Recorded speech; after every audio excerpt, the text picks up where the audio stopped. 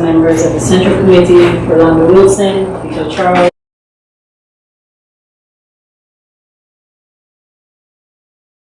Acting Island Governor and Chair Lady of the Island Council, Shamara Nicholson, members of the Executive Council, Commissioners Everton Heidelberg and Bruce Sagers, Island Secretary, civil servants, and to the general public, whether present here today or viewing via live stream. Welcome to the Central Committee meeting of Thursday, July 10th, 2025. Today we have 7 points on the agenda. Point 1 was the opening, so I now look to the Island Council members for point 2, which is approval of the agenda. Okay, we now move on to agenda point 3, which is approval of the minutes from the Central Committee meeting on December 4th, 2024, the Central Committee meeting of February 18th, 2025, and also May 21st, 2025. Now look to the council members for approval. Madam Chair, thank you for it. I feel a little conflicted about the minutes of May 21st. And in my opinion, that meeting proceeded without full quorum and conflicted with our rules of order for the Central Committee. So I just would like to request that my objection be formally recorded in the minutes from today's meeting. And also, if indeed it did not conflict with the Central Committee meeting's rules, I'd also like to request that a legal advice be attached to minutes when they are published. Okay. Thank you, Madam Chair. Anyone else have anything? Okay. We now move to agenda point 4, which is citizens' right to speak on agenda points. I was informed that no requests by inhabitants have been received, so we can then move on to agenda point number 5, which is the oral question round. So this is concerning announced questions from the Island Council incoming correspondence list of February 11th to May 2nd, 2025, and this is in line with Article 18 of the Rules of Procedure of the Island Council meeting. The first point was 5.1, and there was nothing flagged for that, so we move on to 5.2, which is a decision list executive council meeting. So we have a number of things, a number of points here. The first one was flagged from February 26, 2025, and this was in relation to the basic response to BZK memorandum on involved invest legislation. So this point was flagged by both Island Councilman Charles and myself. So I would first give him the floor. Thank you very much, Madam Chair. Basically, so when you're reading this thing, you see that there was a discussion, or there was a letter received by the BSA, and then they responded. And I'm just wondering if the BSA can summarize its position or its response to the memorandum to BSA, and also can they provide a copy, because there's no provide as an attachment to the decision list. That was your only question. Okay. So for my questions, it was quite similar, which you all would have received. So also to share the contents of summary of the letter, and also that the letter is shared with the council. Good afternoon. Of course, thank you, Madam Chair Lady. The Executive Council responded to the memorandum from BZK aimed at improving how the Best Islands are involved in policy and in legislation. This followed agreements that were made in March 2024, which were based on discussions held in the BILT, where the Island Councils of both Sebastien and Monin and the Executive Council were present. The focus of the memorandum is how the ministries can better involve the islands, improve coordination, apply the comply or explain principle, and carry out impact assessments. It does not place any new burden on Sable.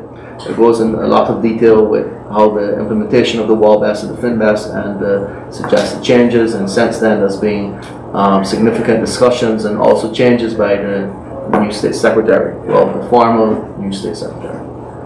The Island Council was involved in shaping SEBA's response. The draft was shared in January of this year, followed by a meeting with the legal department to gather input. Based on that, it was emphasized the importance of practical legislation, local priorities, and up-to-date information on the relevant BEST laws.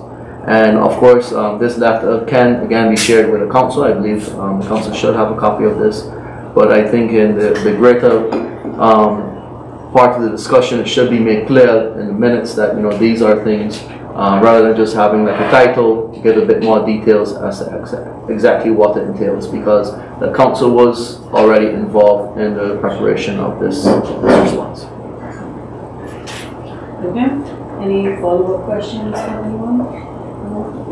Okay, we then move on to agenda point for the next one, which was from March 4, 2025.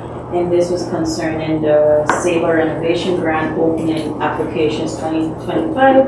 And again, this one was flagged by Councilman Charles and myself, so I first gave him the floor for his questions. So this is about renovating homes, and I think it's about persons who don't have the means necessary to do that. And you mentioned that 3 projects were executed in the initial phase of the project, and just wondering what was the total cost of these projects. And then another question is how much budget is remaining from the total amount allocated for the project, because they're moving to the second phase of funding for this grant, and how many projects are expected to be executed in this new phase, and also, I think more importantly, is how residents are informed about eligibility. And my follow-up questions to this point was that in the decision list, it refers to an attached project plan that sets up the proposed process for applications. So could the Executive Council provide the Island Council a copy of this plan? Because I don't believe we have seen this. My next question is, the decision mentions that there's a potential for private contributions from applicants. And I would like to know, how will the ability to contribute be assessed fairly, considering the program targets vulnerable households? And what happens if an eligible applicant cannot make a private contribution? Will this affect their ability to receive the assistance? And my final question is more in line with what Island Councilman Charles also said, seeing that the project ran to June 2025. We're now in July, and I would just like to have some updates on how this process went, how it was managed, and what was the findings and what have been done so far. And that one, yes. Okay, thank you, Madam Chair. Good afternoon to everyone. So I'll start with Councilmember Charles' answers. The total budget for the 3 initial projects carried out in 2024 was $73,000 and 82 cents, as set out in Base A Decision Renovation Grant Projects 2024 with dossier number 717. This includes $60,582 from the project budget, so 70% from the votes hoist vesting funds budget, and 30% from the poverty assistance budget, and $12,500 from the energy subsidy budget. The total project budget available is 270,000 euros, or about $297,000. With the projects for 2024 deducted, there is around $236,418 remaining. This excludes contributions from the energy subsidy budget and private contributions, which could increase the total value of the projects. It is expected that between 10 and 15 projects can be completed in this phase.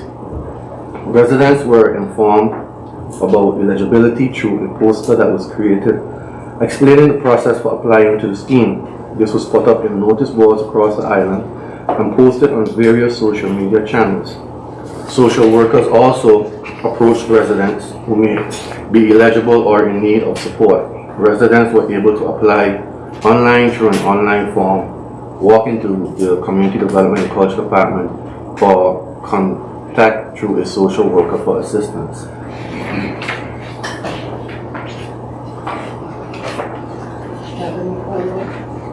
Yeah, I'm just wondering, because when I listen to the amount of money that is remaining and how much is spent, I'm just wondering what is the scope of renovations that are allowed. So what type of work can be done on a home if a person requests or submits an application?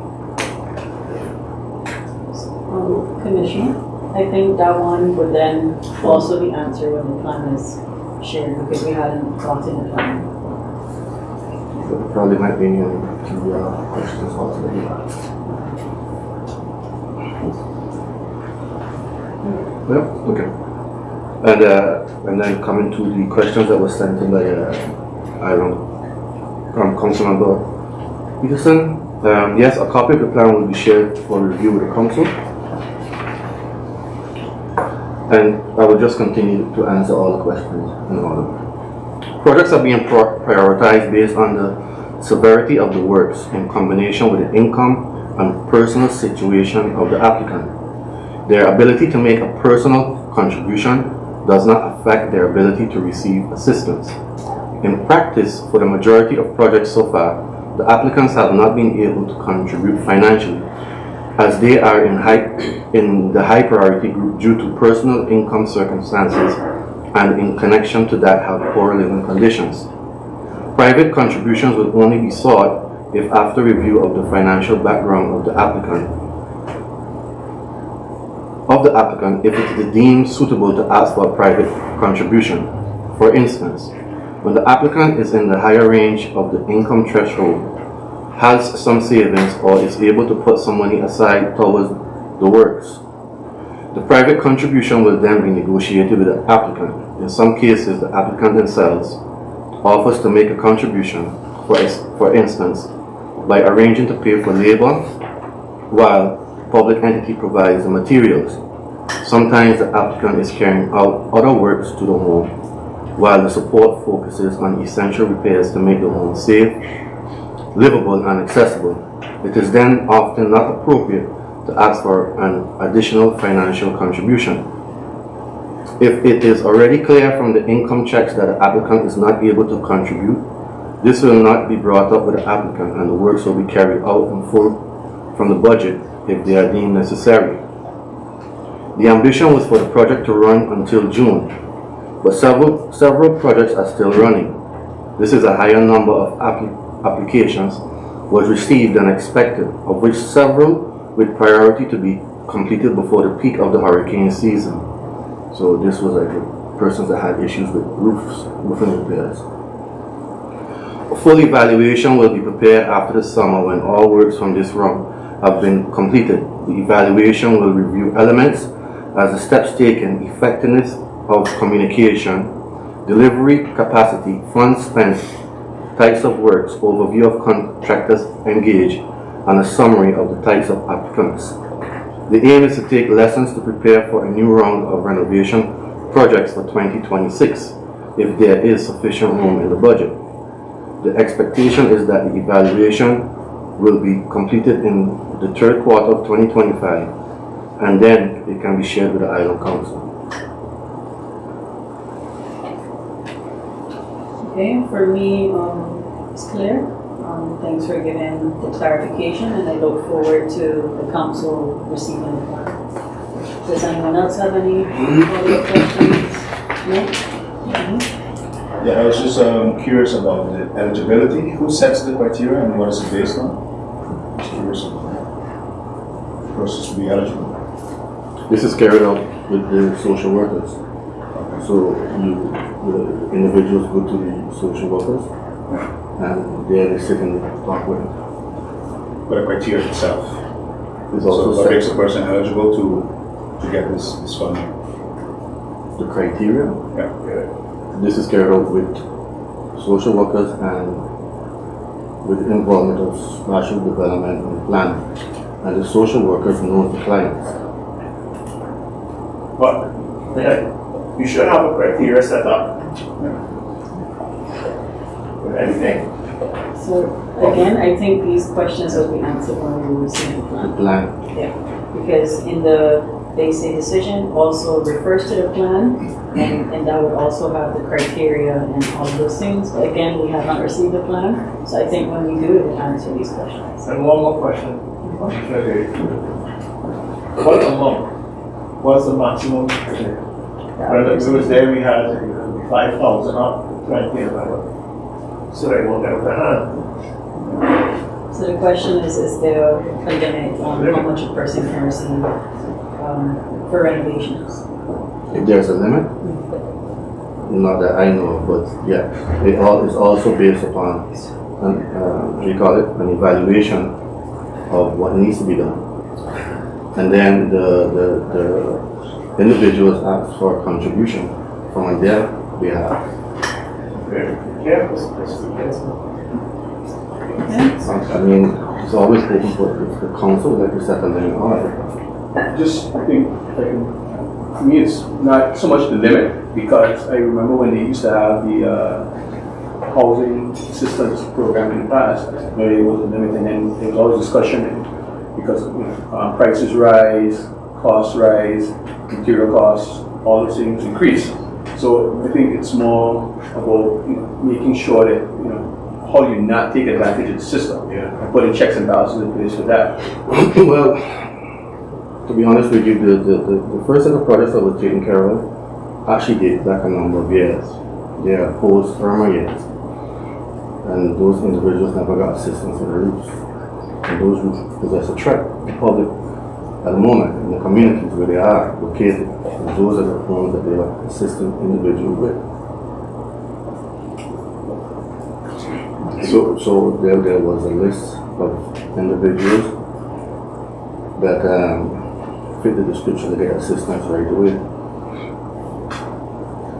And if I can, I think that maybe that was why I asked the question in the beginning about what exactly is covered, because I think there's two things. There's poverty, and that could be like the interior of the home, but then there's like the exterior, which we are securing because in safety reasons. So if there's a hurricane or anything like that, that person, the risk of them losing their roof is decreased.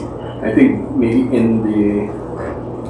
there could be maybe two grants that look at different things, because right now it's just one thing, and maybe things get sort of mixed up together, and then people who feel that, okay, well, I don't want to ask the government for this, their roof might be lost, or others say, well, I don't want to be caught up in that whole thing, but they may be eligible for assistance. I know, and I mentioned this before in previous discussions, that in the US, in some states, there are programs for just housing, for roofing, so that you can secure a house, so that people don't lose their roof during a hurricane.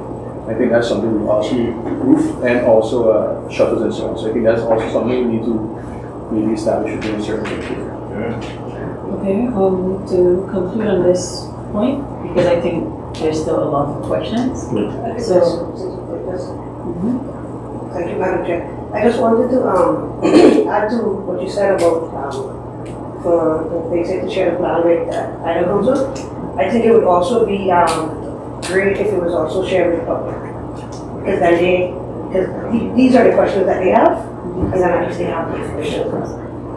Okay, so what I was going to conclude with, seeing that there is a lot of questions still, I think along with the plan being shared, it would be good for us to probably also follow an information market for the council. And in addition, then if something can be done for the public as well, that they are also informed of the process. And what they can look forward to in the coming months, seeing that this first phase is now completed, and that you mentioned in Q4, I believe that if there is still funds available, that application process may open again. So just that people are also aware of those things. Okay, so we go on to the next point, which was March 11, 2025, and this was request letter temporary BTH capacity in PES, and was this Vito? Island Council Member Charles, you can do it. Yeah, and this decision is mentioned that finance will be secured to employ 2 enforcement personnel. And the question I have is, can the Executive Council elaborate in which areas this extra capacity will be directed for additional enforcement? Because regularly you have enforcers, but there are other areas where people expect that there will be some enforcement, and I can imagine only the limited staff and resources we have right now, it's very difficult to execute in all areas. So I'm just wondering where that additional capacity will be placed. And of course, once funding is secured, what is the intention for staffing once that funding is depleted, because it's temporary assistance?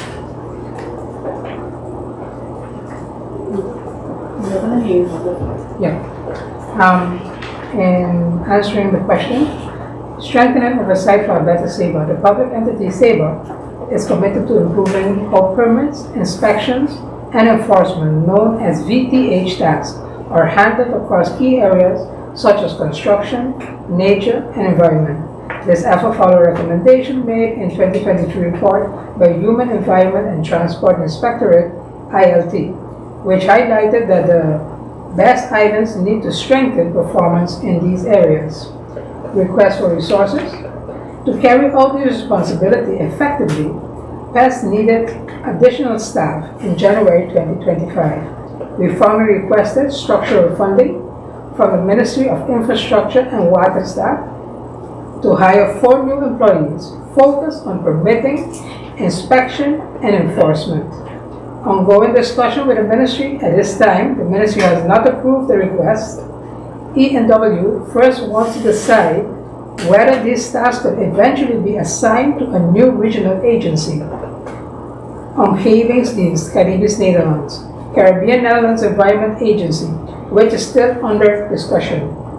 Temporary staffing request. In the interim, PES submitted a second proposal in March 2025 asking for temporary staffing support while a long-term solution is developed. Despite multiple follow-ups, the ministry has not yet responded to this request. What's at stake? The VTH tasks protecting our natural environment, overseeing construction, and ensuring safety are ongoing. Even if funding is temporary, that's why PES continues to advocate for permanent resources to support this vital work. Thank you, Governor. Do you have a follow-up question? No? Anyone else would like to follow up on this point? No? Okay. Then we move on to the next point, which was flag decision from March 18, 2025, and it's listed as Community Development and Culture Policy Plan 2025 to 2028. This was also flagged by Councilmember Charles. Yes.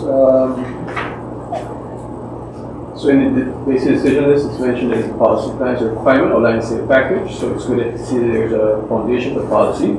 However, there was a policy plan attached, and that's something we had discussion about in previous questions, and I'm just hoping that that can be addressed as soon as possible, because I think it's important that when you see the decision list that you can see why the decision has been taken and the content of the contents of the discussion. And also, because there are a few times that we see policies being decided on by the BSA, the Executive Council. I'm just wondering, in this particular policy, the Executive Council and the Island Council should also be involved, considering the far-reaching implications of the policy. Thank you, Rosanna. Thank you, Island Councilmember Charles. Commissioner Hayward. On the Community Development and Cultural Policy Plan, from the flag question.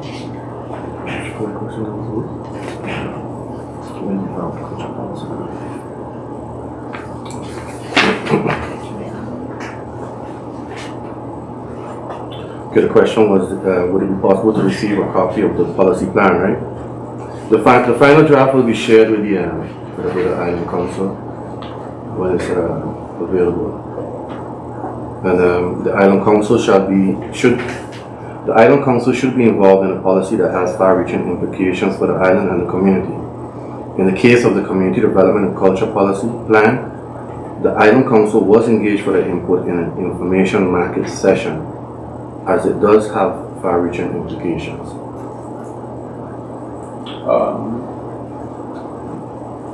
I think that discussion when and where policy, the discussion is actually, because when we talk about approval, I think we talk about approval also in the council, in this sense. But because input is just informal, and then I think approval is a formal process. But if I can, because you also said in the final draft that it will be informally draft final, so then also that means when do we get to give further input? When I receive If, I'll make a little bit. You are involved. and when, and also I can further elaborate, when do you begin implementing the policy plan?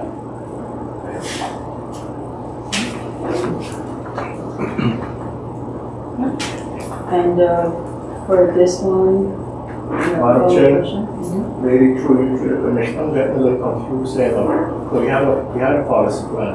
When I was commissioner, we had to put behind it. And it went to the community, it was brought to the island council. So I really would like to know really what's happening. I was out for medical reasons at the time, and who initiated? And everybody was involved. So when I reached the floor, we had some problems. I said, we had a policy plan, a culture policy plan, sports, everything. And I left it on your desk. And you came in. And it was given already. It was right there in the same room. I presented it to the State Secretary of Culture, the former State Secretary of Culture and Sports. So, in the next round, I think you gotta answer some questions when that comes to the floor. Whatever. And the basic, my same basic, it didn't change government. The same way government was in power. So it's kind of funny, the one didn't tell the other. You know, what was happening, what was taking place. And the same civil servant. So, like I said, I'm going to start taking some punches because it have insulted me, it have insulted the people who had drafted up. And I feel very, very hot with that. I have one of the persons right there now, Mr. Granger. He had, yeah, that's over the sports. No. But like I said, you know, I didn't come at any, I wasn't going to come at anyhow. It wasn't a hassle funeral, you know. But these are questions that will have to be answered either now, or you can put it in writing, or you can think about everyone. The general public have to know why under who initiative. I want to see the letters from the BASE, under who initiative, and the decision from BASE, who was instructing you all to make a new culture policy, because Councilman Child was here, the registrar is still here, right? And you all of you know, and the government. I was commissioner of Sales. When we had a culture policy in place, and it meant everything. I can't remember the gentleman's name from the first time that came up. You know, and we have to work over that. And what I'd like to say to know today, do I make it plain, who get caught? Who feel bad, I don't care. But I'm not running for public office anymore. My time is in. Commissioners, start to put on your foot on these top civil servants. Start to put on your foot, otherwise you're going to have problems when it comes here with voting. I'm telling you, like this plain. Thank you, Madam Chair. Thank you, Commissioner. And Councilmember Wilson. Commissioner will also give you opportunity to respond if you can, but to go back to Councilmember Charles, you're right, we did have information markets and multiple information markets, I think, in the last year on this policy. But I think his concern is more when will we be involved before this is then final, because in the decision, it's mentioned that this is the final draft and it was approved by the BASE. So I think his concern is just, again, more about when does it come to the council for approval. Despite the fact, I know we have been involved throughout this process, but before the draft is final, when do we have that say? So just to clarify that, now you can respond to Commissioner, to Agriculture Member Wilson if you want to. With the culture policy, I think you're referring to, I don't remember if we ever had a adopt that on the floor of the Island Council. And number two, the individuals that was involved into creating the culture policy, they were actually contacted. And the idea was not to change the cultural policy that they had, it was to ask them if they had more input and what they would allow us to add extra. But they were involved, they were approached, and they all agreed. Well, Madam Chair, through you, I'm going to ask these individuals because also. Because, like I said, I feel very hurt and insulted by those members who was there. They dedicate their time and effort.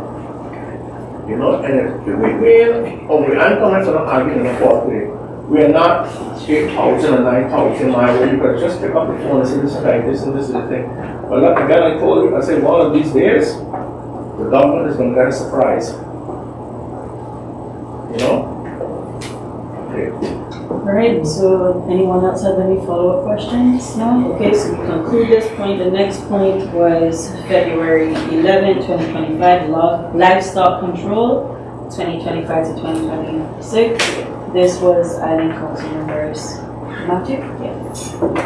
Thank you, Madam Chair.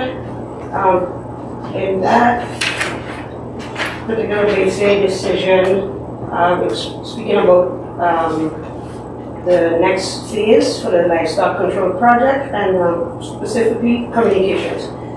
So I was wondering what specific communication activities are planned to inform the community about the livestock control project's next phase, and can the Executive Council provide a timeline for when these will begin?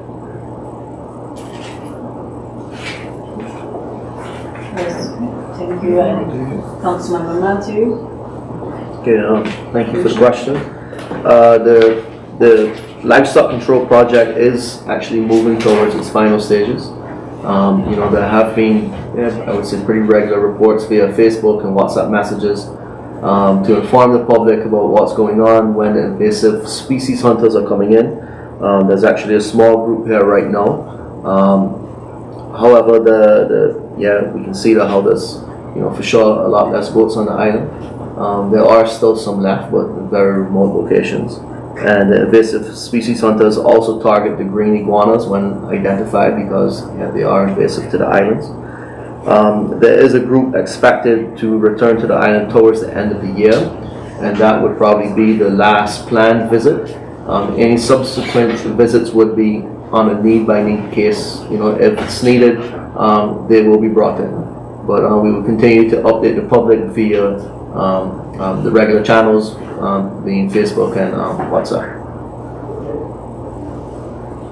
Right? Madam Chair, that's with clarity. So, I don't know, I was under the impression that this was like, because it was specifically about communications, and then I thought something different, something extra was happening. Because sometimes we actually see it in the BCA decision list that you have funders here, but it actually isn't communicated to the public exactly like what's happening. So I thought this was something new, but since it isn't, thanks for the clarity. And that concludes. Anyone else have any follow-up questions on this point? No? So we move on to the next one, February 18, 2025, which was the Juliana Sports Field renovation. I believe that was also Councilman Matthew. You have the floor. Thank you, Madam Chair. For I saw the basic decision about the maintenance plan for the field, and I was just wondering if this plan was available to the public. If not, when will it be published? And what opportunities exist for community input or feedback? This kind of brought me back to when there was the renovations at the park, the Lena Park, I believe it's called. And we spoke about having these things public because they should be public. And I'm still waiting to see. So it would be nice to know if it's not published, when it will be published, and how could the community, or how does the community get opportunities to give input or feedback on these projects? All right, thank you. Commissioner? Thank you, Madam Chair. Madam Chair, there was no plan presented to the public, as no one was aware that for standard repairs and maintenance, this involved community input. One was given the idea that it was structural changes and change. One was given the idea that if it was structural changes and change in functionality, then the public would have been informed and asked for feedback. It's noted for any future plans that involve major upgrades or changes in use, the process will include opportunities for public engagement. Any follow-up questions? So I understand what the commissioner is saying about smaller renovations, but according to that basic proposal, I can't remember the exact dates, but it was an entire renovation plan, I think 25 to 30. So I think that's a significant plan. Hence my question.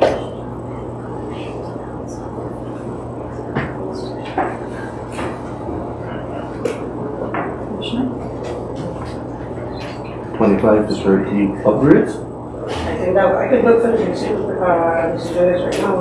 That helps.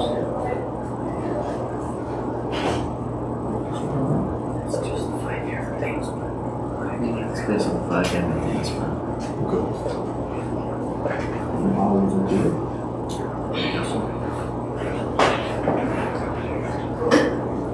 It was based on a 5-year maintenance plan. Yeah, so that's the plan I'm talking about.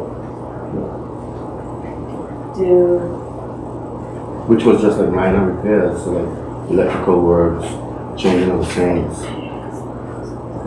changing the shutters to roll long systems, changing the doors to more protective doors at the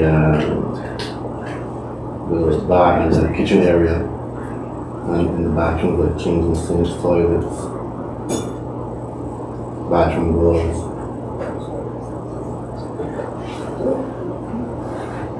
Does that answer your question? Manager, Mayor.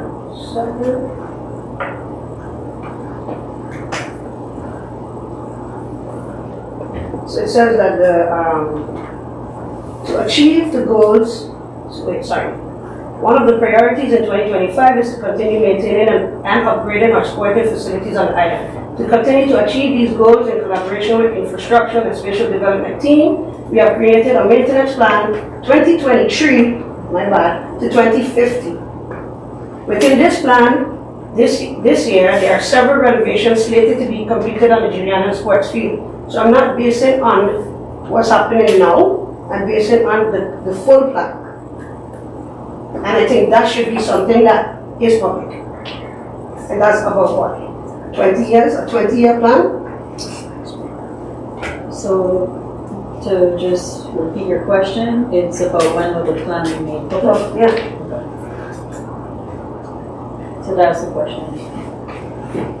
I'll get in contact with the team and ask them to make it public. Because this plan will include both public health and sports and also public works and special development. Well, I didn't get that. Does anyone else have any follow-up questions? No? Okay. The next point was February 26, 2025, the Erasmus Plus visit Madeira. That was also Madam Councilman Matthew. Thank you, Madam Chair. Based on the Erasmus Plus Madeira trip, I was just wondering if the Executive Council could give an update on that trip to Madeira.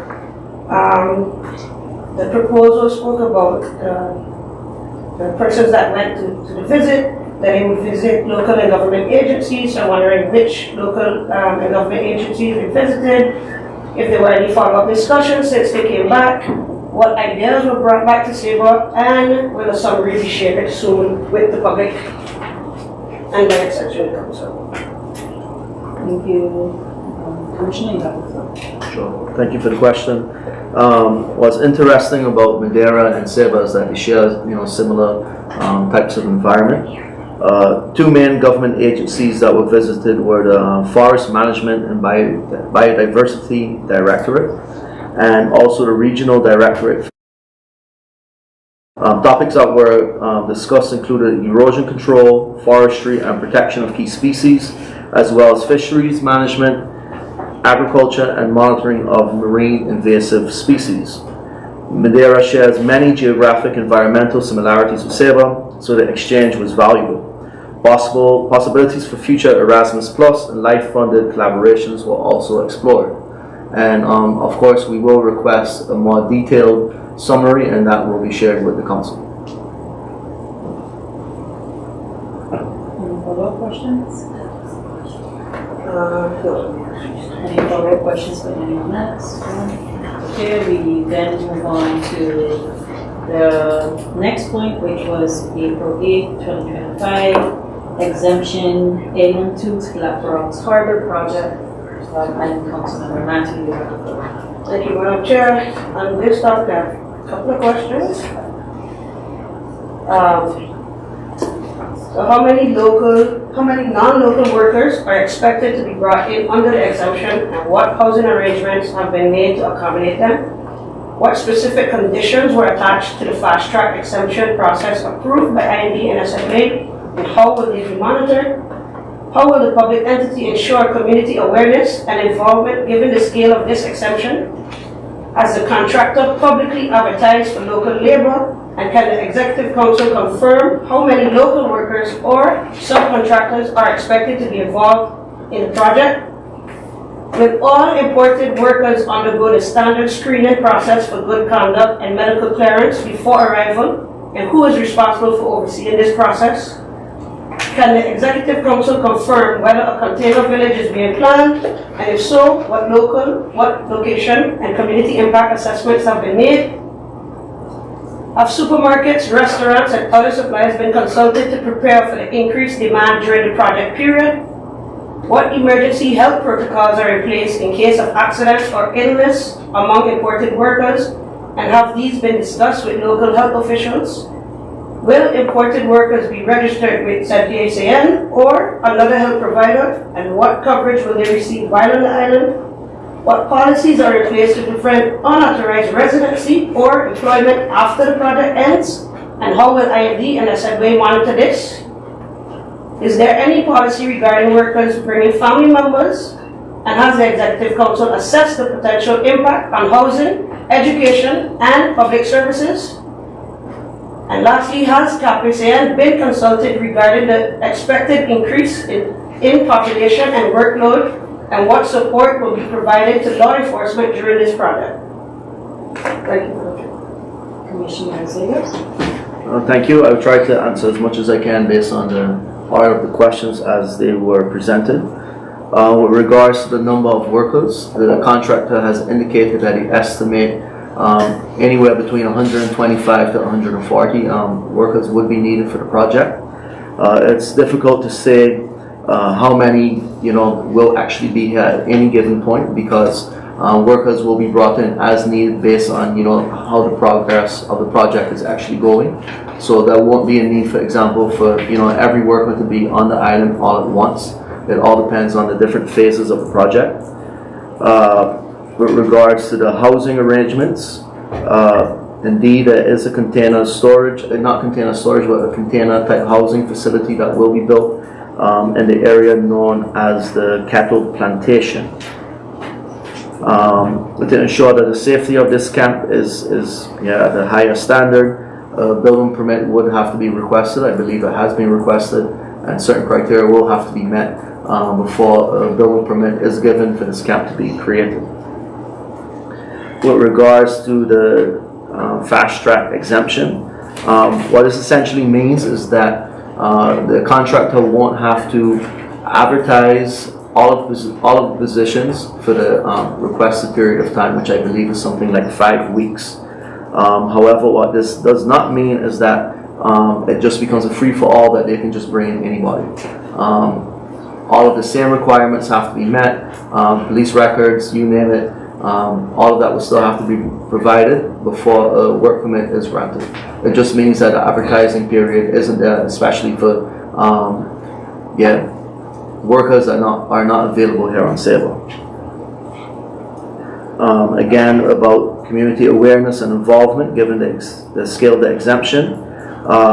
As much as possible, we do encourage the contractor to make use of local subcontractors.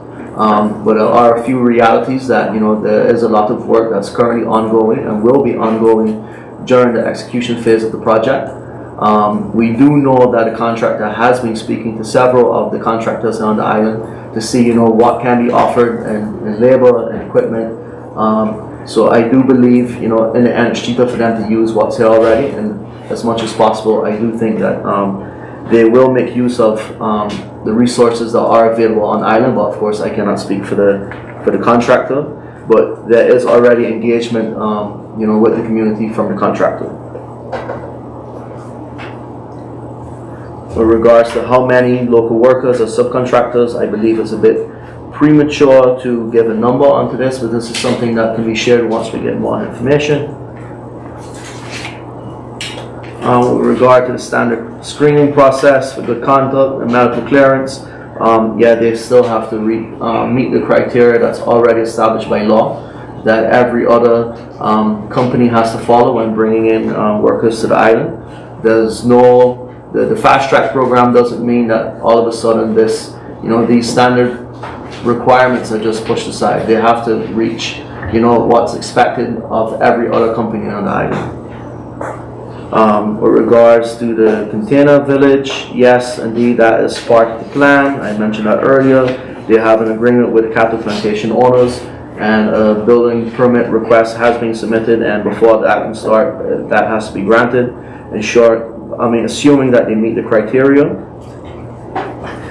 With regards to the business community, namely the supermarkets and restaurants and other suppliers, I do believe that the complex that is being built will also have a kitchen that they can ensure that meals are served, especially during working hours, not to disrupt the flow of the work that's being done during the day. But we will communicate more formally as we get closer to the projects that these type of businesses can prepare. But it must also be noted that on island we are pretty much used to these types of influxes of people coming in and out. If we can remember, years ago we used to have around 500 medical students between students and staff. So the influx is not something, it's for a shorter period of time, of course, but it's not something that's completely new. With health protocols, the contractor is in regular contact with Sabre Cares. With regards to medical insurance, the contractor is obliged to insure all of the employees with private insurance. However, we will verify if they're also going to be insured with the ZJCN insurance, but that's something that we will need to verify.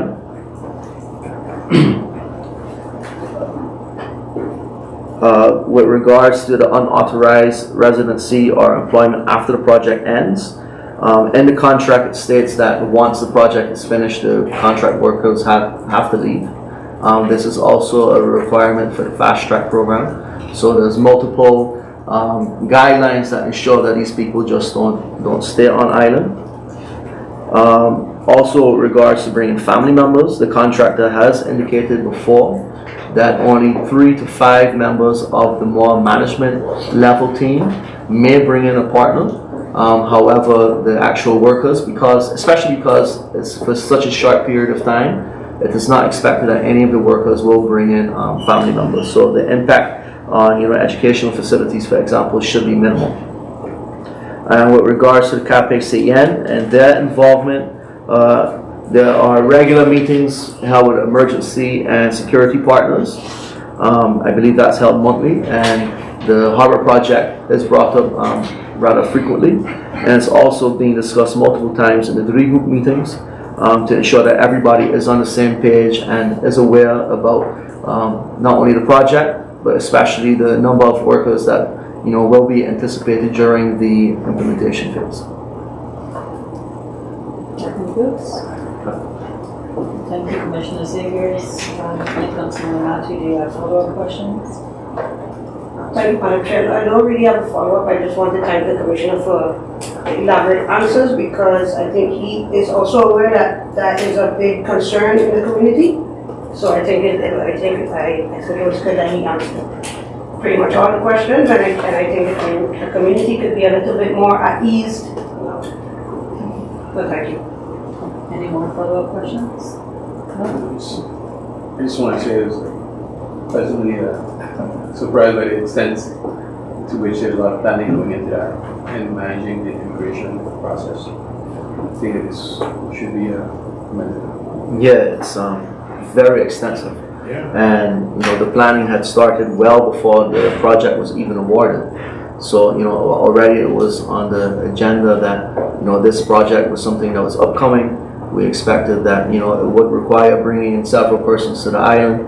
And, you know, we saw that as one of the factors that could cause a major delay. You know, the ability of just bringing in, you know, specific workers that are needed for, you know, certain parts of the project. So the planning was started well before the project even was awarded. All right, thank you. Now we move on to the final flag point, which is on April 15, 2025, and it's payment of outstanding ATM invoices. And I believe that was also by the councilwoman. Yeah.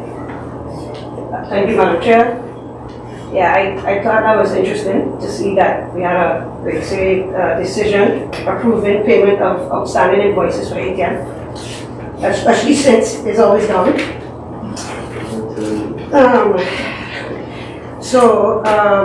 But now that the payments are approved, wondering if the Executive Council can confirm whether this delay affected service quality, what caused the delay in payments in the first place, and yeah, that's it.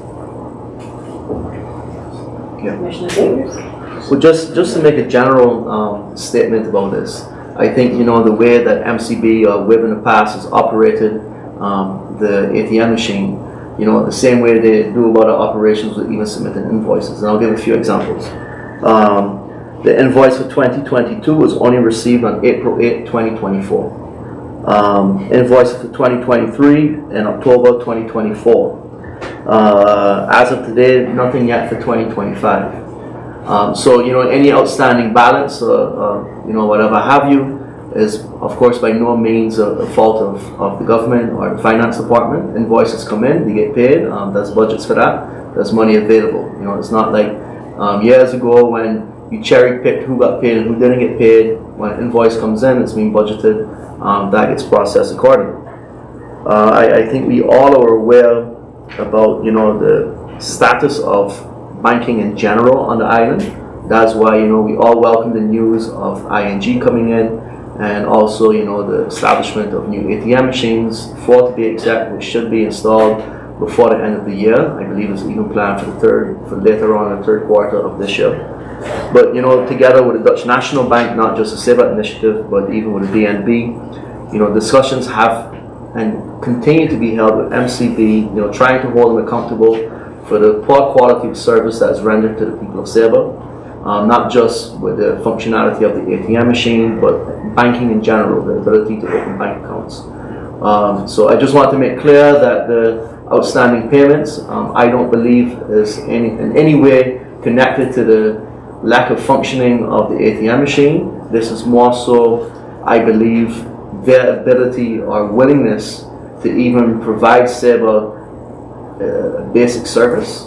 And, you know, that's reflected in how they approach customers, how they go about keeping the ATM machine running, and, you know, even more so, you know, the example of when we receive invoices for services rendered, you know, even years later, that says a lot about, you know, what they think about SEBA and how they, you know, want to continue working with, you know, our island.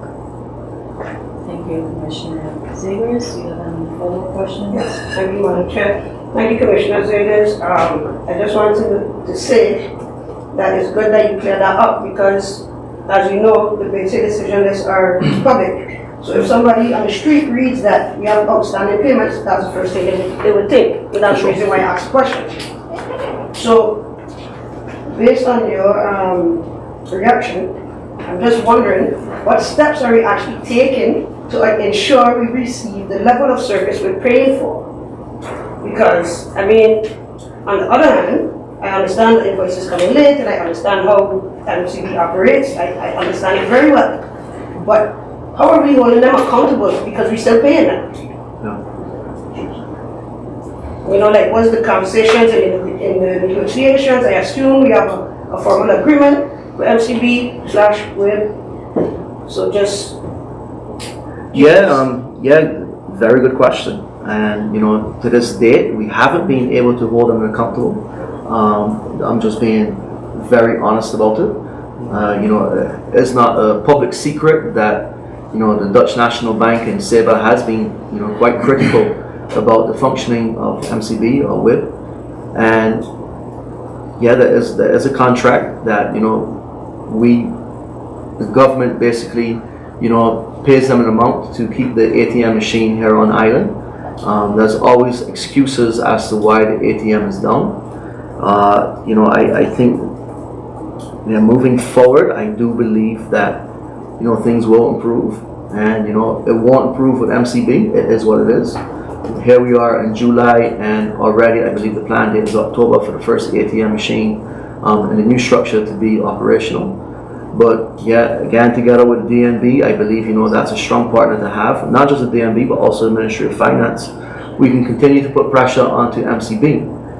An option is to withhold funding from them, but that doesn't even seem to be something that they care to be interested in, because if we only receive invoices for 2022 and in the year of 2024, that also proves something that that money isn't even a factor that influences whether or not they keep the ATM machine working. So a good question, and realistically I don't have a very concise answer to that question. Thank you, Commissioner Sniggers. If I could just say something, to be very honest with you, I understand why we've had to stay on an island or whatever, but I can remember the day when they had the town hall, when they decided to close the manager there at Downs. I never forget that meeting, because it was such a, it was just such a strange way of moving forward. But I remember someone asking, hey, why are you not, how would I make deposits if I have to make a substantial amount of pay, a substantial amount of cash? And he said, why would he do that when you have a perfectly good bank up the road? And I had a WIB account at that time, and he said, well, that was my answer. I didn't ask the question, but the answer they told me, they were not interested in doing business here. And I think I understand why the government, because I understand at that time, no one wanted, because the current bank didn't want to extend their ATM services elsewhere on the island, and so the government had other alternatives. Because at that time, people were crying for the bank to say that what would happen if you lost the ATM in the bottom. And clearly, sometimes it's good to have both, even though sometimes both are down. But I think it's a reality that, the bank doesn't care to serve people. Say, at this moment, I know people who want to open accounts, and they don't even care to open their accounts. I just hope that, like the Commissioner said, the ATM services that are provided later on this year, that they're better, and that with establishing the ING provide better services. Madam Chair, through you, the Commissioner, who sitting on your seat and staying right on by myself and him. And when the gentleman came in, they told them, all the directors told them to close down a branch. They tell them to close down the SEBA branch. They choose to close down the SEBA branch. They have branches in some other people close down there too. It hurts a lot of people. To see what's going on and what's happening. I do hope that IGM might make a significant improvement. In order for the community and understand that. Madam Chair, once again, I would like to say this here. Playing on the senior member here in this council. And I would like to, I see commissioners come and commissioners go. And I would like to come into commissioners say, plain talk, do your job. You put it by 5 island council members, sometimes 3, sometimes 5, and we have your back. Do not leave no top civil servant, overriding. Okay? This is my last one. Is there any more follow-up questions pertaining to the responses given? I'm just curious, who sits at the negotiation table in regards to the whole banking discussion? Is that the Commissioner, or is it the Ministry on that level?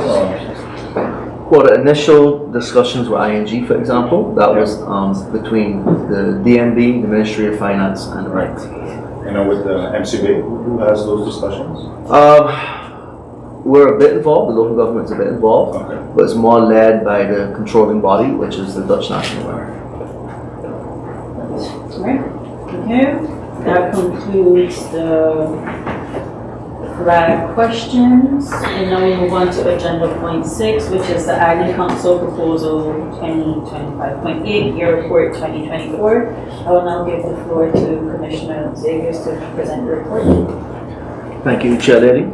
I am honored as the Commissioner responsible for Finance to present the draft year report for the 2024 financial statements of the public entity of SABA, as prepared by the Finance Department and audited by the independent auditor Ernst & Young. This report confirms yet another year of progress, responsibility, and sound financial management by the government. Let me begin by confirming that SABA has once again received an unqualified audit opinion, indicating that our financial statements present a true and fair view and are fully compliant with the legal framework set out in the Financial Law for Public Entities (BES) and the BADO audit standards. Our compliance with applicable laws and council decisions has remained intact throughout 2024. This draft year report for 2024 is the culmination of the quarterly and implementation reports presented to the Island Council throughout 2024. Each of these were approved by the Council, reflecting consistent oversight and a shared commitment to good governance. The report presented today integrates this data and has been formally audited by Ernst & Young, providing external assurance of its quality. SABA's achievements in financial management have not gone unnoticed at a national level. In its second half-year report of 2024, the Financial Supervision Committee, the CFT, stated that SABA remains the only best island with its public finances at such a high standard. While Bonaire and Statia face challenges with budget underspending, SABA has maintained a balanced and well-managed budget, which the CFT expects will remain in place for years to come. Furthermore, the CFT commended the quality of SABA's budget documents, noting that special grants are now incorporated into our formal budget, resulting in greater transparency and a more accurate financial picture. According to the CFT, SABA clearly distinguishes between regular revenues and expenditures and special grants, a distinction that reinforces our commitment to precision and fiscal discipline. I will now give a brief overview of the 2024 financial activities.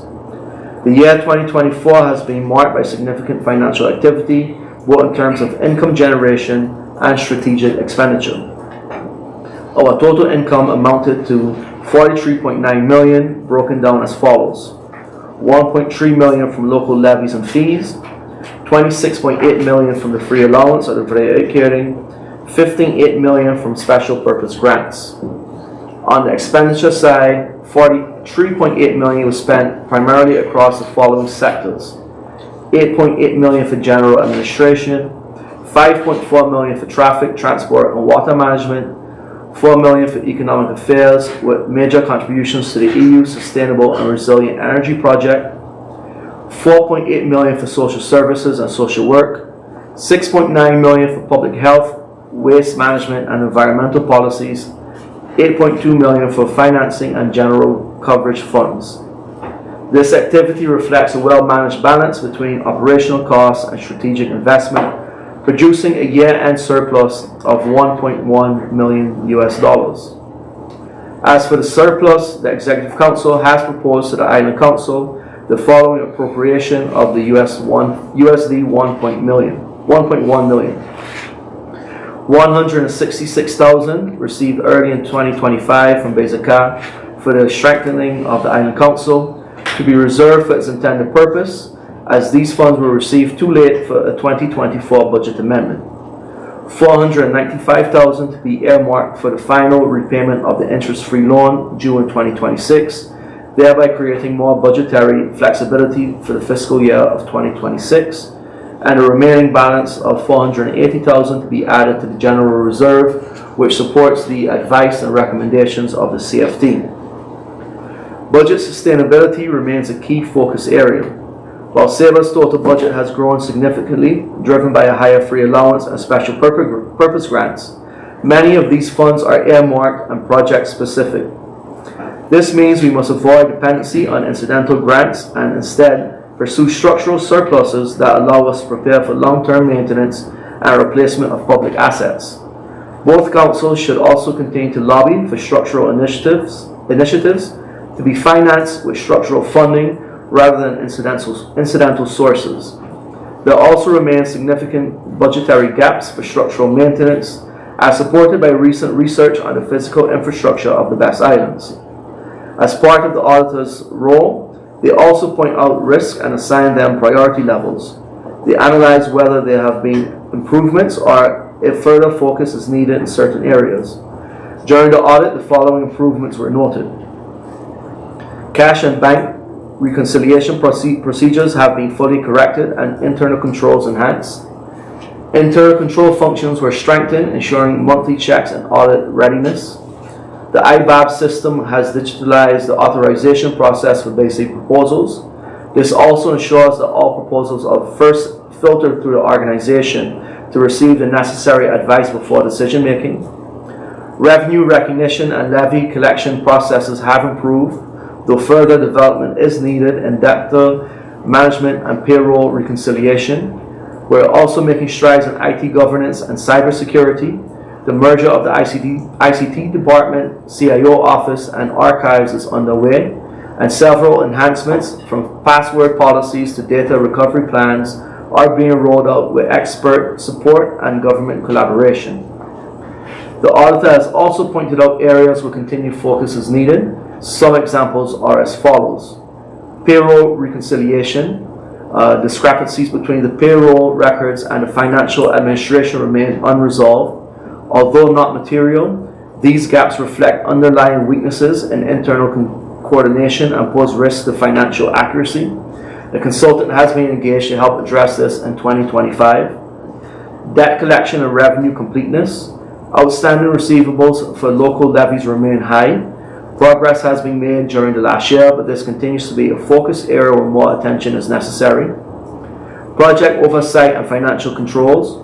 With so many large projects either started or in pipeline, there will always be a heightened risk that issues can arise during the execution phase. Pension liabilities. SIBA continues to feel full financial responsibility for the pensions of political officials. Without a structural agreement with the Netherlands, fluctuations in discount rates and unclear long-term obligations present ongoing fiscal risk. IT security and business continuity. The audit identified serious gaps in cybersecurity, privileged access controls, and the absence of a disaster recovery plan. While improvements are underway, these risks must be addressed urgently to protect critical data and ensure service continuity. In closing, I want to extend my deepest gratitude to the entire financial team. Your commitment to high standards, attention to detail, and ability to manage both day-to-day administration and large-scale project financing is nothing short but exceptional. The quality of budgets, amendments, and financial reporting continues to set a benchmark for the region. I also want to thank the Island Council for its consistent support in improving our reports and policy documents, and for sharing our vision of transparency, internal control, and forward planning. As the auditor remarked during our technical meeting, SIBA is not only a model within the Dutch Caribbean, but a regional example of responsible financial management with game-changing projects soon to be completed.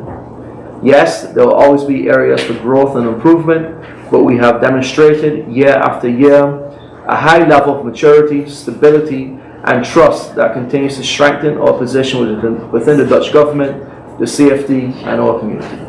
Thank you, Commissioner Sanders. I will now open the floor for questions. I believe Councilmember Matthew have questions. Thank you, Madam Chair. Before my questions, I just wanted to say, as usual, Finance Department, good job. But I tell you this, when we have our own one-on-ones, when I ask you different questions, you're always ready to help, and I appreciate that. To help us to understand the budget better and also the community. I just have a remark to the Executive Council. Earlier this year, I requested a comprehensive overview from the Executive Council on how subsidies are being managed. I'm still waiting on the answers. And now I've noticed the auditor's report has flagged the same issue. Their reporting suggests that this isn't something new, and it has been happening for a while.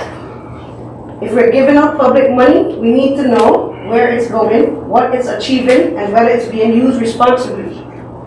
I understand that a new policy is being developed, that's in the auditor's report, and I welcome it, but I would have appreciated more honesty when the extension to my questions was requested. I think about 2 weeks ago. 2 weeks ago, 3 weeks ago.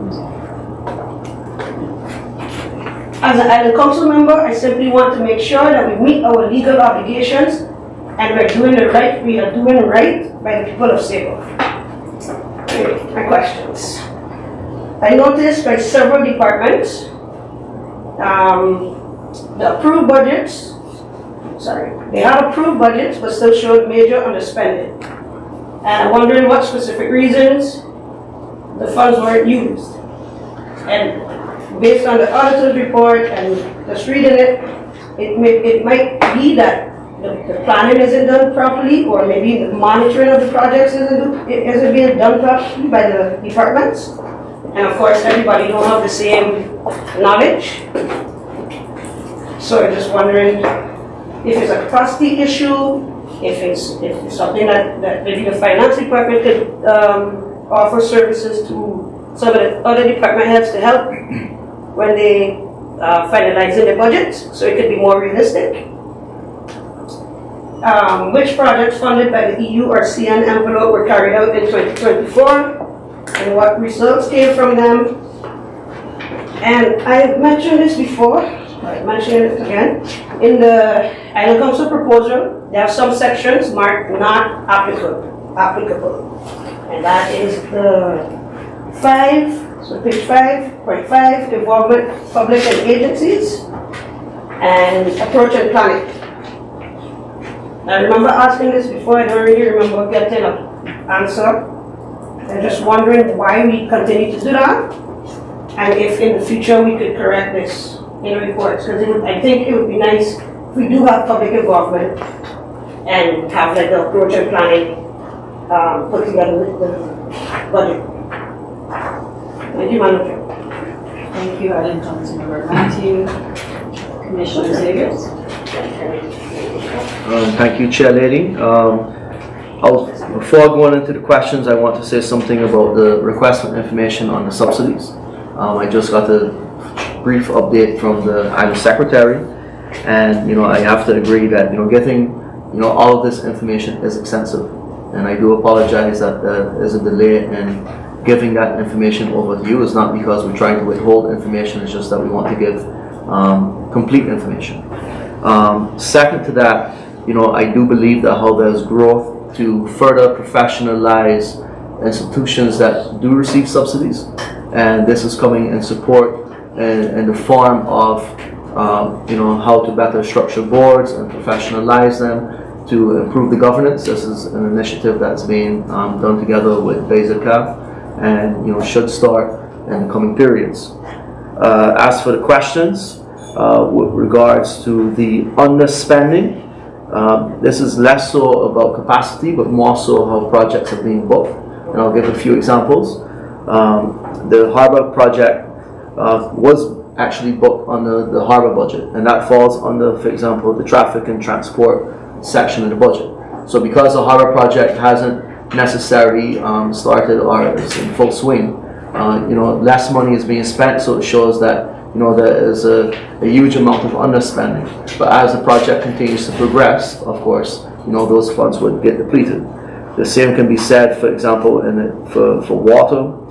There's water subsidies that we just haven't been able to spend them, not because of capacity, but more so because of how projects are being executed and subsidies are being applied. And that can be across the board with several of the other areas where you notice that how there is significant underspending.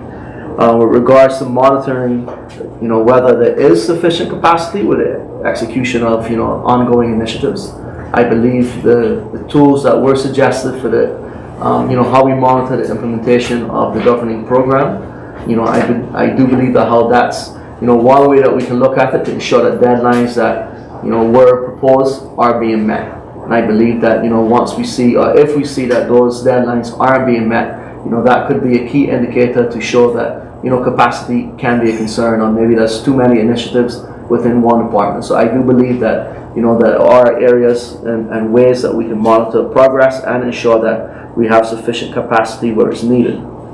As for the EU funding and CN envelope, funding from the EU went towards sustainable and for projects for sustainable and resilient energy projects on Saba.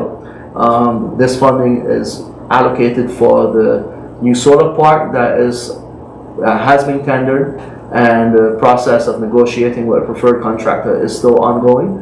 But that's the more recent EU funding that was received. And from the CN envelope, you know, this was funding that were used to reduce the fixed rates for energy, telecom, and water for 2024. As for the not applicable points onto the Base A proposals for the Island Council, this is simply a standard format that is used for all Base A proposals to the Island Council. It's something that is prescribed by law. In the case, for example, with the year report, you know, with regards to public engagement and stuff like that, you know, these documents are made public. You know, every year report, every quarterly amendment, every budget, you know, these are public documents that are made available that, you know, anybody can get access to if they want to. But, you know, say for example, having a town hall meeting to discuss the year report prior to bringing it to the Island Council, you have to, you know, yeah, I think you can discuss, you know, the value of doing such an activity. You know, it's a standard format as used for all proposals. That concludes. Are there follow-up questions? Yes, Madam Chair. Thank you, Madam Chair. Thank you, Commissioner Zegers. Another good point that you made about the standard formatting for the proposals. For example, that you just said, the involvement of the public could simply be that the new report was published, and that could be put on the sheet, on the proposal. Or for example, explanation and overview of policy choices by number 2. There's nothing. So just something to look into. I understand that, you know, we need to do it based on law, but then it shouldn't be blank. It shouldn't be not applicable, because obviously it is.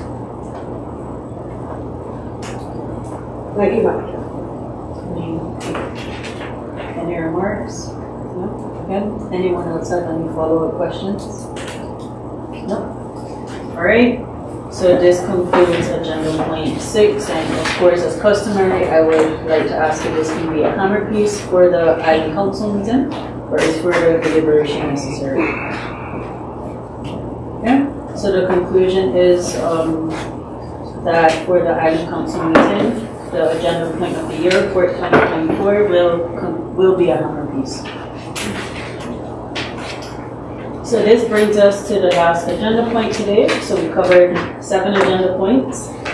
So at this time, I would like to thank you all for joining the Central Committee meeting of today, Thursday, July 10th, 2025. Just for the public to be aware, this will be the last Central Committee meeting before the Island Council takes a recess for the summer break, which is customary. I would also like to take this opportunity to wish everyone a happy and safe carnival in the coming weeks. And remember to go out, support each other, and have fun responsibly. After closing this meeting, we will take a 10-minute break to transition the chairmanship, I guess I could call it today, before we start the Island Council meeting, where other agenda points will be discussed. So thank you again for joining us, and have a pleasant day further. Meeting closed.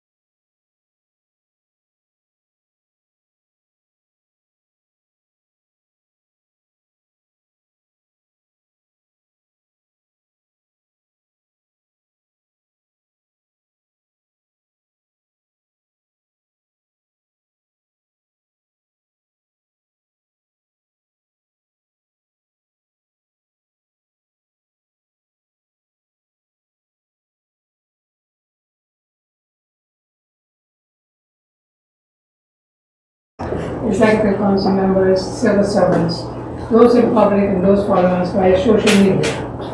I welcome you all to this item council meeting. The first thing we're going to do is have our national saber anthem. Please, everybody rise.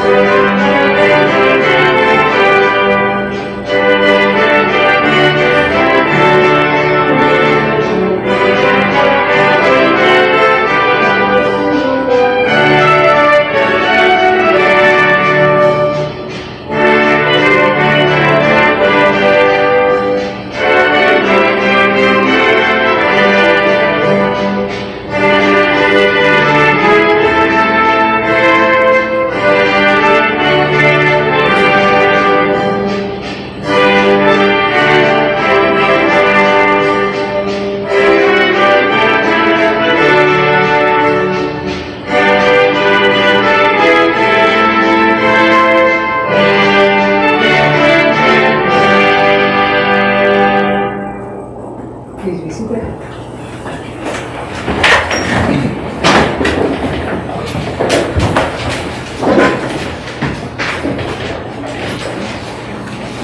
We start with our agenda. We will start with our announcements. Do we have any announcements? First members? No announcements? You? Oh, sorry. I do have one. I'd like to add to the agenda a letter to the Minister of Justice addressing the rise of crime in Caribbean Netherlands. Okay, thank you, Mr. Charles. Yes, Chairman, sorry. No, Sorry, I also, Yeah. that I also have a joint letter that's addressed to the Kingdom Committee of the First Chamber that I'd like to add to your agenda. Okay, so, Okay, sorry. okay, to continue with the approval of the agenda. The addition will be announcement will be called to number 8, will be the child. And the motions will go, we have 2 motions. They will be number 9 and then closing as number 10.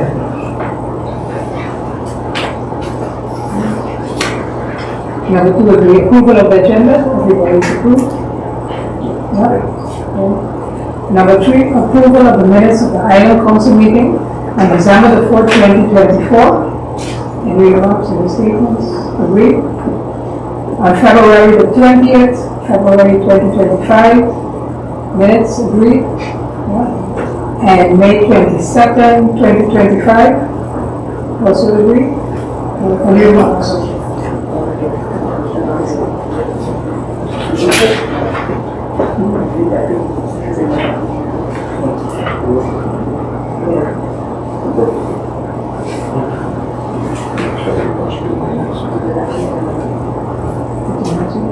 Okay, the minutes for May 22nd, 2025 will be dealt with in our Island Council meeting. Number 4 on the agenda, our question time based on Article 36. Yes, Speaker, sir. Thank you, Madam Chairlady. Good afternoon again to everyone.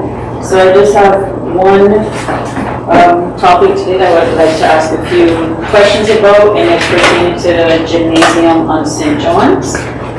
With the demolition of the gym on St. John's underway, or which has already started, I believe, to make room for a long overdue state-of-the-art facility, I would first like to commend the Executive Council on moving forward with this very important project. The new gym will not only facilitate and benefit the students of both schools, but also the residents of St. John's and the whole community of Saba. And I think this is something that we can all be very proud of. That said, I would like to raise a few concerns that I have, and also some that have come up within the community. And I would just like to seek clarification on them. And the first one is, the current gym consists largely of concrete, a galvanized roof, and glass square stones. What plans are in place for the disposal of these materials after demolition? Specifically regarding the large amount of concrete, and how will this be managed? Is there a strategy to responsibly dispose or repurpose it? I understand from a public entity article that some materials may be reused for other projects, but will concrete also be a part of this approach? And for metal or steel materials, I assume the usual process of shipping off island via barge will apply. Can you confirm if this will happen? And my last question is, with hurricane season upon us, what measures will be taken to secure the demolition site and any loose materials to prevent hazards during severe weather if it approaches? And that concludes my questions, Madam Chair. Thank you, Ms. Peterson. Commissioner would like to answer? Sure. Thank you for the questions, and good afternoon again, everyone. Indeed, with the demolition of the gym, there will be a considerable amount of materials that will need to be disposed of, and I will be outlining all of the main ones: the concrete, the galvanized, the metal, because there's a lot of metal on the roof, and then of course the glass, but then there's also the rubber floor. So there's quite a bit of different waste streams that will have to be processed. The concrete, I'll start with the concrete.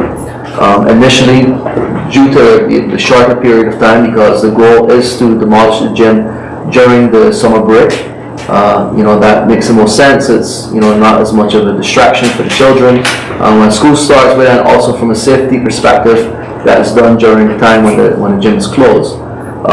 The idea behind the concrete waste is that it will be stored in a location. We're busy discussing with landowners now where it can be stored.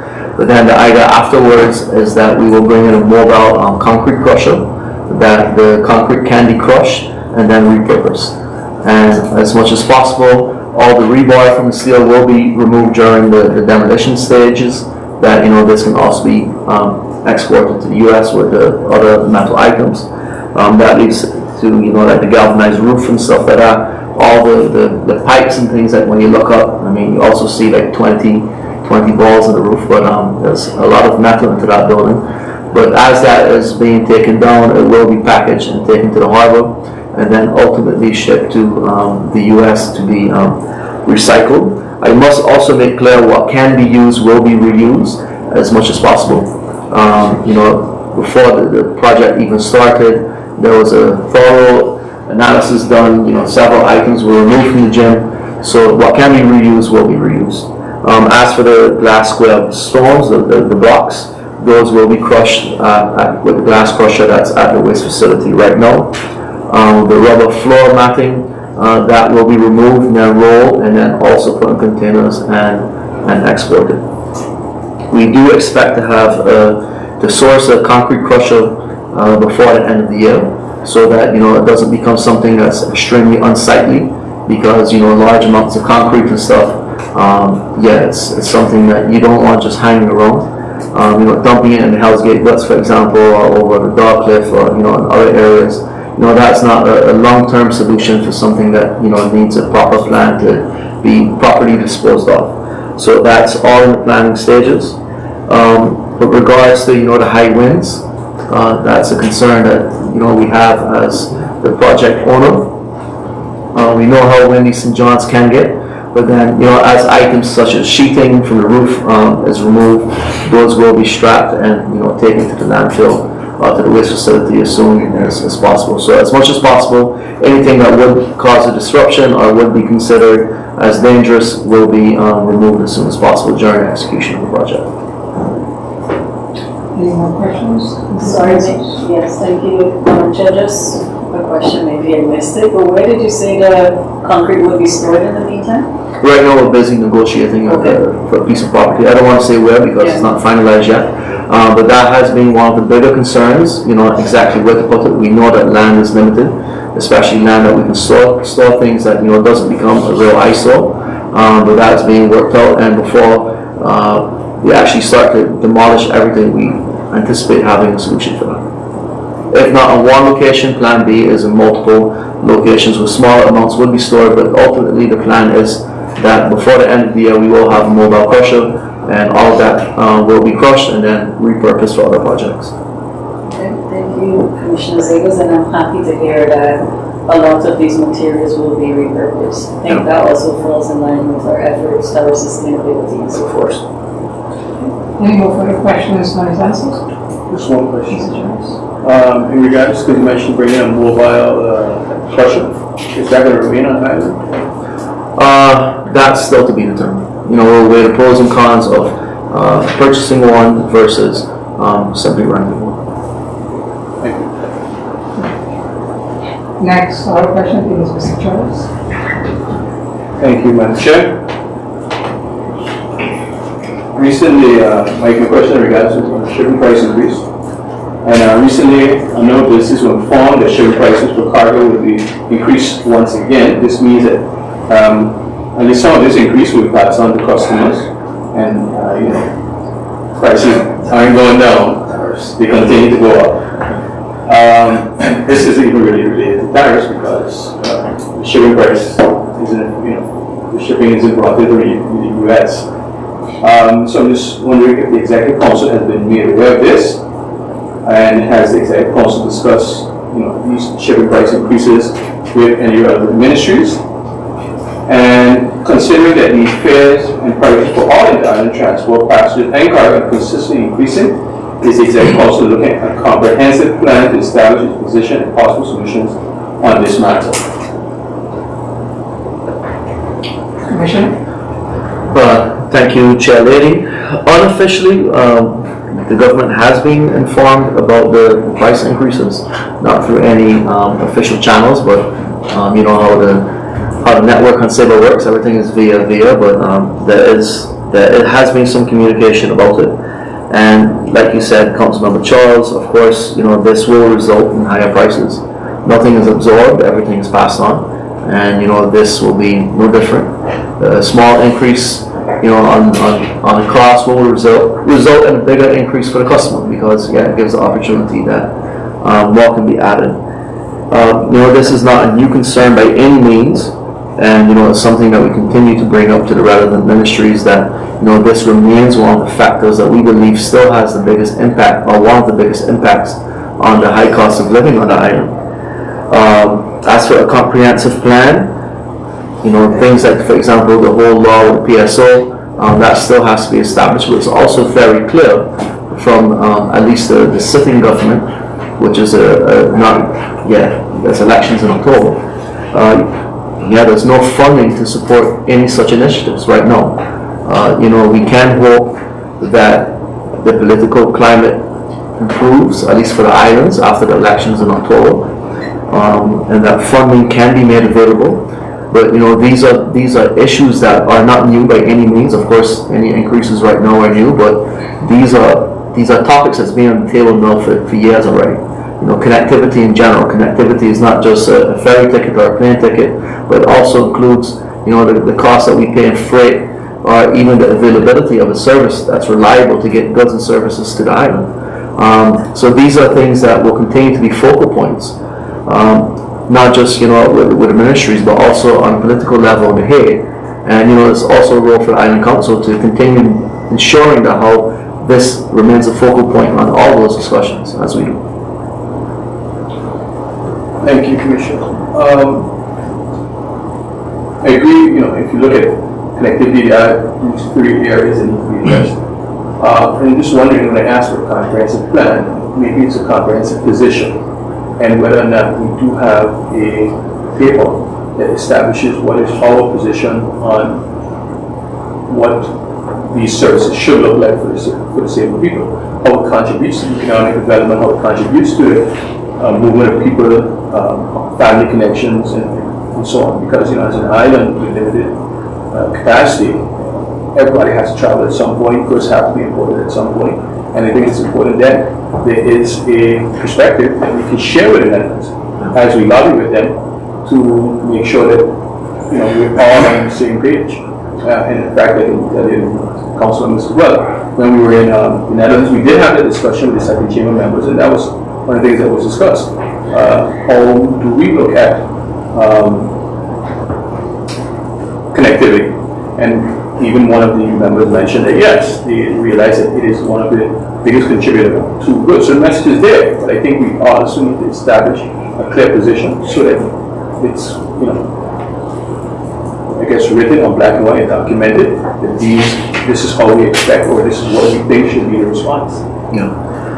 Well, I don't believe there's one, specific document that brings everything together. I do believe that's something that might be missing. I wonder if it moves anything, simply because, there's been so many correspondences over the years, stating not just SEBA's position, but also Stacia's position. There's even been joint letters between the islands, because, SEBA and Stacia are very much impacted by not only the high cost, but also the frequency. So, there's a lot of documentation that really puts perspective to, how SEBA and Stacia, sees the impact of the limited and expensive connectivity that we receive. And that goes beyond just SEBA and Stacia. There's also several reports that further outline, not reports that were commissioned by SEBA or Stacia, but reports commissioned by the Dutch government that further outline the impact that the lack of connectivity has on the islands. So there's for sure a lot of documentation. There's a lot of letters. There's been so many instances where this agenda point has been discussed. But maybe a paper bringing everything together helps. But for sure there's nothing new that a paper can bring to the table other than bringing conclusions from several different letters and reports all together in one document. But maybe it helps. Well, maybe that's something we can look at for the future. Yeah. That there would be a paper to place, so that we can address it in a structural, and then it doesn't matter who sits there. Hopefully, there is no more changes after this election, but that remains to be seen. But at least then that can be taken forward time and time again, and hopefully it doesn't take much longer to get a proper response, but also a proper solution. Thank you. Thank you. Any further questions, Mr. Chair? Item Council Member Fassman, Chair. Thank you, Madam Chair. I have 4 questions on, I think my colleague was saying not that urgent, but I think they've been kind of, we have discussions about these things, and then they kind of go, because we got meeting on something else, and then, so I was saying that it's about time to get to the top there. So, first question is about the enforcement of price transparency. Commissioner Zena spoke about establishing something with enforcement, etc. Just wondering what the status is right now. Last September we had a presentation on S-curve, and since then, of course, the fencing was repaired, etc. But I just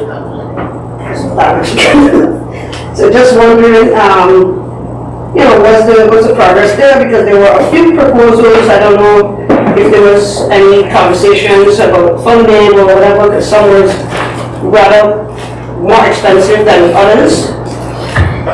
But yeah, we haven't heard anything since.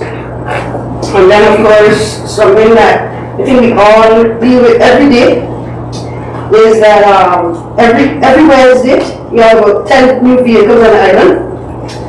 There's nowhere to drive, there's nowhere to park, the visibility is poor, the emergency access is at risk, and of course, there was a promise of a mobility plan. I think Councilmember Charles asked for that some time ago. I'm just wondering if what immediate steps are being considered to address the growing traffic and parking crisis now. Because I think by December, we could just park up. We could just walk. Walking is good, but I think we need to do something now.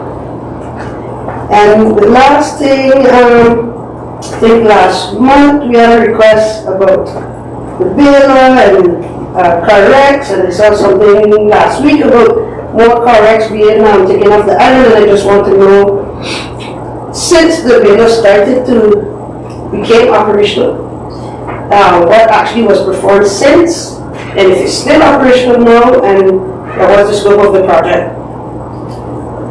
That's it. Thank you, Monica. Thank you, Councilor Saskia Matthew.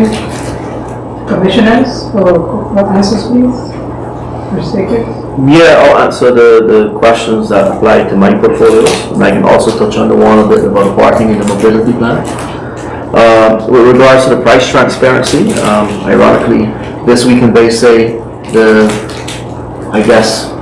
more towards like a final draft was presented to the Executive Council with a proposed implementation date of November 1st. However, we felt that because this has been such a subject, an important subject for the Island Council, that it should first be brought to the Island Council for input before it's finalized.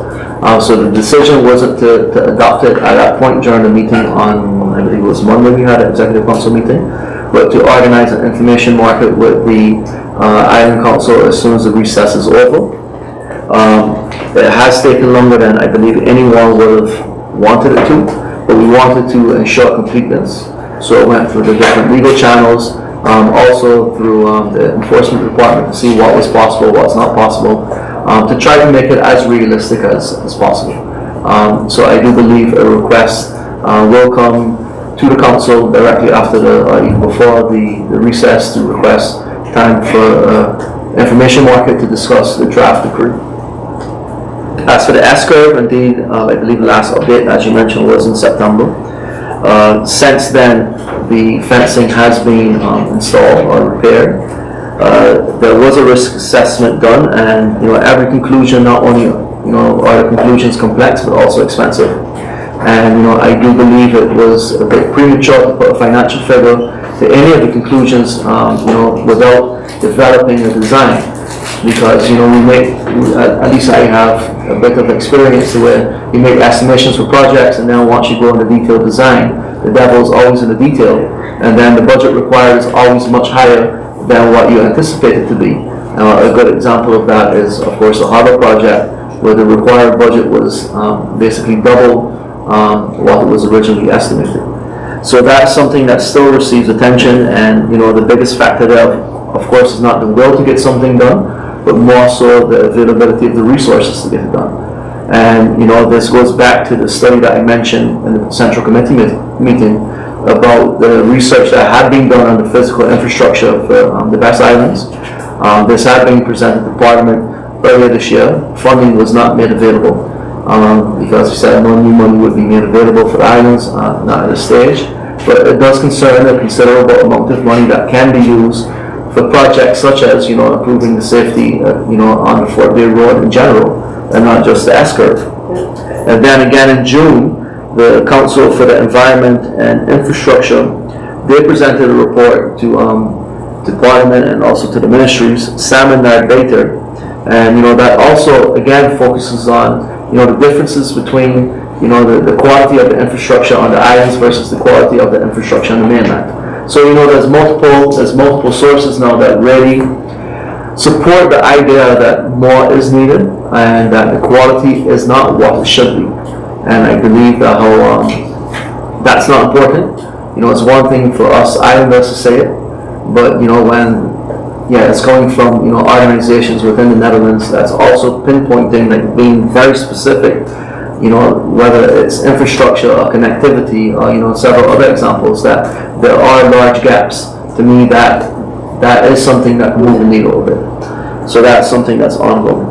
With regards to the baler did arrive in March, and we weren't able to start right away because it had several mechanical problems which have since been fixed. I was actually at the site today, and it is anticipated that by the end of July, that might be still a bit ambitious, that all of the metal will be baled, but it's amazing to see what a week can do, because I was there last week and I was there today, and last week there was still a mountain of cars, and you go there, I was there today, and there's maybe one car that still hasn't been baled. So they're making considerable progress, and as the containers start to come in, all of that metal will be exported accordingly.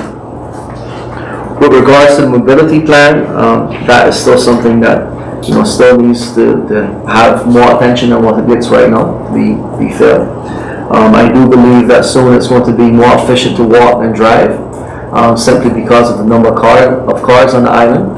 But that I think eventually we have to have that difficult conversation on a political level about how far do we allow it to go. And that's something that all of us we have to have a true reflection about. It's not going to be something that's going to be probably politically popular, but if you look at the bigger picture and how we want SEBA to develop, those difficult discussions I believe do have to happen in the near future. I don't think that we will have to walk by September, but it's really becoming a lot, and we see it with the metal project. I was surprised. You go down there and you see so many cars, and still cars that actually need to be taken to the waste facility to be processed. So it is a big concern. It needs to be moved up the priority list, and that's something that I will ensure gets more attention. Thank you. Any closing member, Mr. Evans? I just wanted to follow up on the S-curve, the fencing, that it is damaged again. So moving forward to have a sort of maintenance plan in place, because how it looks, how it appears then is that we put it up and then it gets damaged and it continues to get damaged and then we have a problem again and then you have to replace the whole thing. So I think just for that point, they should have a plan in place for that. And then in regards to the mobility with the public transport, maybe an increased, promotion on that to encourage people to actually use the public transport a little bit more. Just suggestions, unnecessary questions. But thank you. I just wanted to, I have also the motion.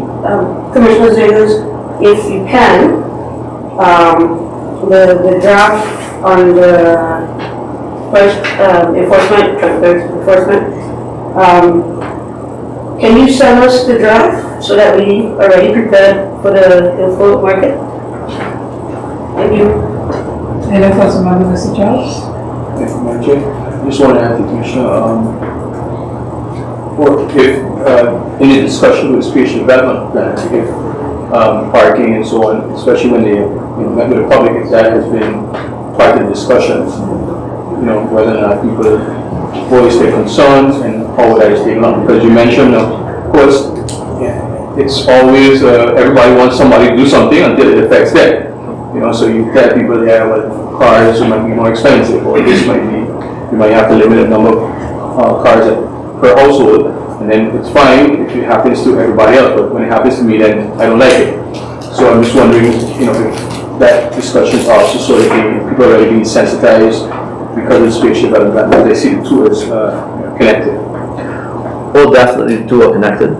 I can't say with any certainty if that has been a topic that has been brought forward by the public, but I do know that it's a topic that will be, part of the spatial development plan. Of course, I can ask if the community has already started to raise concerns about it, but I can't say to any certainty if that's indeed the case. But I definitely see the two as being connected.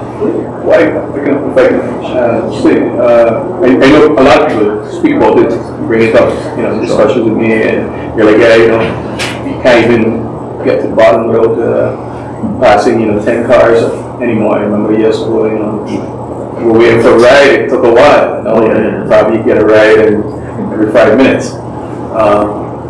And I'm just hoping that people do realize it it means that we have to all make choices. And if we want to contribute to a better island, we have to make sure that we're part of that solution. Any further questions by the council members? Can we continue with point 5 on the agenda? Incoming correspondence and announcements. 5.1, item council incoming and whole correspondence list for May the 3rd, 2025 to June the 30th, 2025. Anything to flag or item council member Charles? There was a letter, I can't remember, it was in regards to situation on the mountain road. Yeah, from the Sally, right? I'd like to look back that.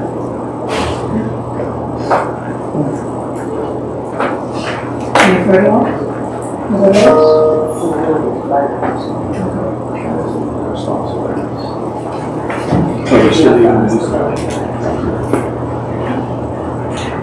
Alright, point on agenda 5.2, executive council decision list. Yeah, okay. No? Okay. No, it's my concession. Is that okay? Item council ladies, ask how much? Thank you, Madam Chair. I'd like to flag from May 6, basic decision 3.0.6, assignment contract Black Harbor Road. 3.0.8, Avia Conference and Parks. 3.1.5, also May 6, Labor Symposium. 3.1.6, work and visit NL. That is in relation to the visit to the Wadden Islands. May 15, 3.0.2, attending the inaugural conference for the First Caribbean CER sub-hub. 3.0.6, authorization for seminar Zero Waste in the Caribbean. 3.1.0, tracking goats and livestock control project. And May 27, 3.0.2, IND guarantee letter Black Rocks Harbor project. 3.0.7, June 3rd, communication work visit to NL. And lastly, 3.0.9, subsidy SFPCA. That's it. Any other questions?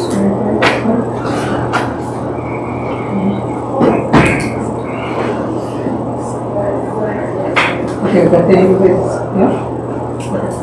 Continue with 5.3, written question to the executive council. No? Okay. 5.4 on the agenda, answers to written questions to the executive council based on Article 35. Okay, also. 0.6, item council proposal 2025. 0.8, year report 2025. As was approved already in the Central Committee meeting, with Mayor Hammerster. Let me give just a little summary. We hereby submit the 2024 annual account and financial statement of the public entity SABA, hereinafter referred to as PES. The annual account followed the prescribed classification as discrete by the budget and accountability of public entities BES, as well as being in line with Article 22 of Public Entities Finance Act Combinaire, Center Stations, and SABA, FinBES Act. Like the previous year, the layout of the report has been adjusted to provide a more fluid flow of information, making the report easier to read for all audiences. Reason for Island Council decree. Every year, the Executive Council makes a year report, and the Island Council is authority that approves said report. Once the year report is approved, the Executive Council is no longer responsible for that year. Seeing that a year report for 2024 has been completed, it is the responsibility of the Island Council to approve it. As in the Central Committee meeting before, It has been adopted as a hammer piece, so there will be no need for deliberation. As stated in Article 26.1, the chairman shall request whether a vote is desired. If no vote is requested and the chairman does not desire it either, the chairman shall establish that the proposal has been adopted without a roll call vote. It's a hammer stick. 1.7, Island Council Proposal 2025.9, joint letter declaring topics of World Best FinBest controversial. Island Council Lady, Ms. Peterson. Thank you, Madam Chair. So before I read off the proposal, I'm going to read this on behalf of the entire council as previous chair, I guess, I can say now, of the Best Summit. The chairship was now passed on to women. Obviously, we're also having it for a full year. And one of the conclusions of that meeting also resulted in a letter.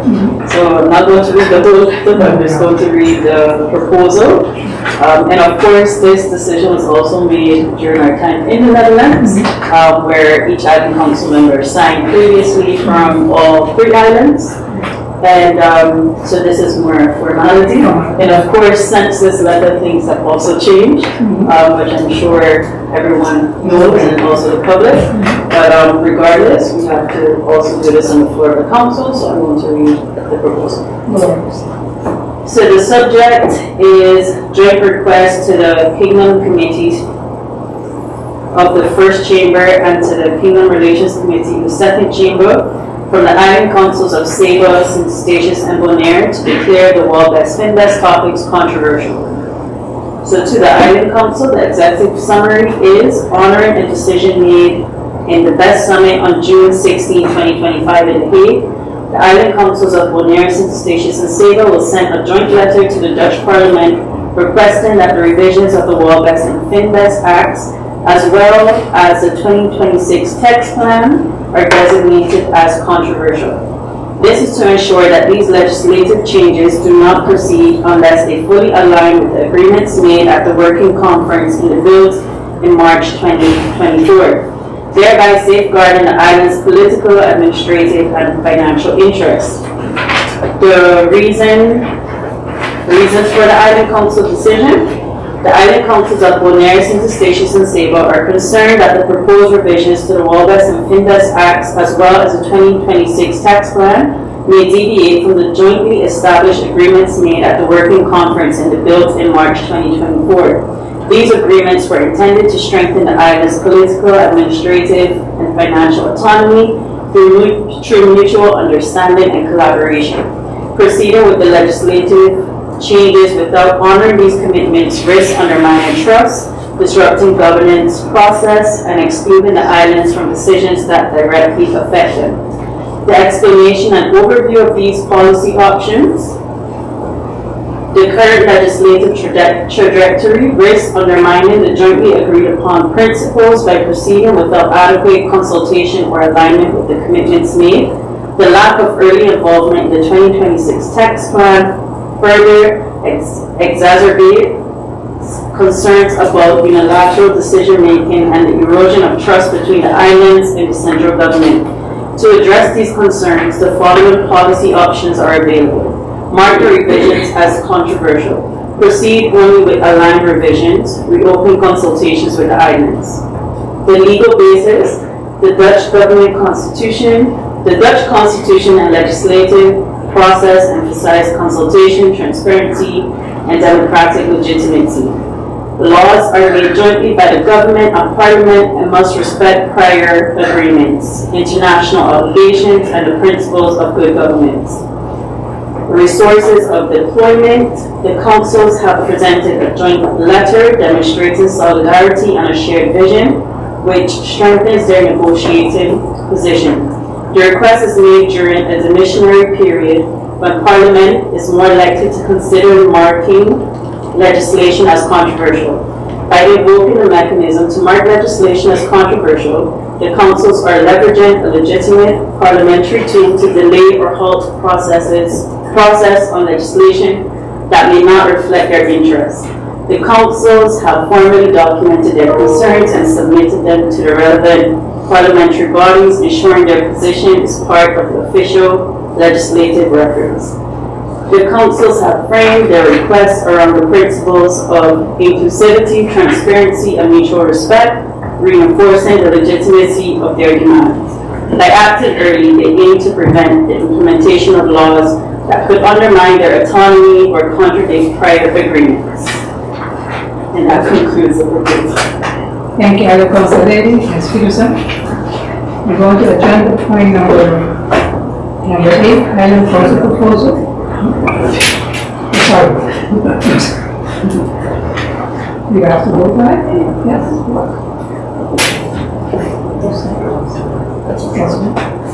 I think, we were in the Netherlands, it was clear that, they're not really all we should proceed on it. All I agreed, I think, based on that, we can support this matter.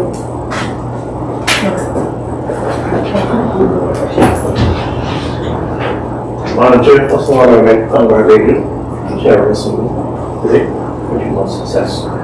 Yeah, like my colleague said, we're all in the Netherlands, and they are to islands now stable position. And we got their position also too, and when the time comes to vote for it, I think we vote for it today. I vote for it. Yes, we have. Other Council Lady Sastamachi. Thank you, Madam Chair. Yeah, I think,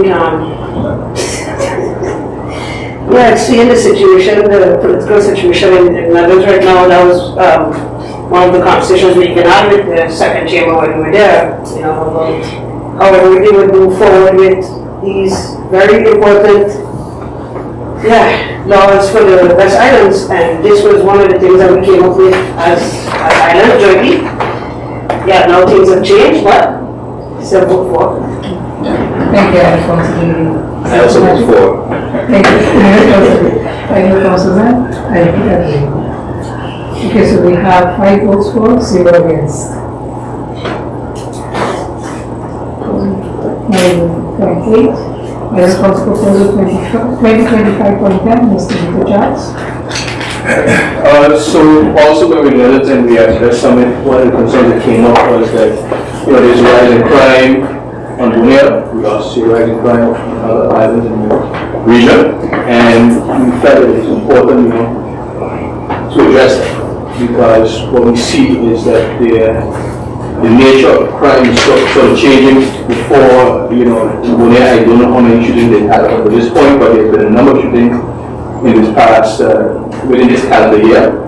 I think just the other day there were 2 shootings again. In one case, I know a young man was killed more recently, and it's just sort of escalated all but obviously it was building over time.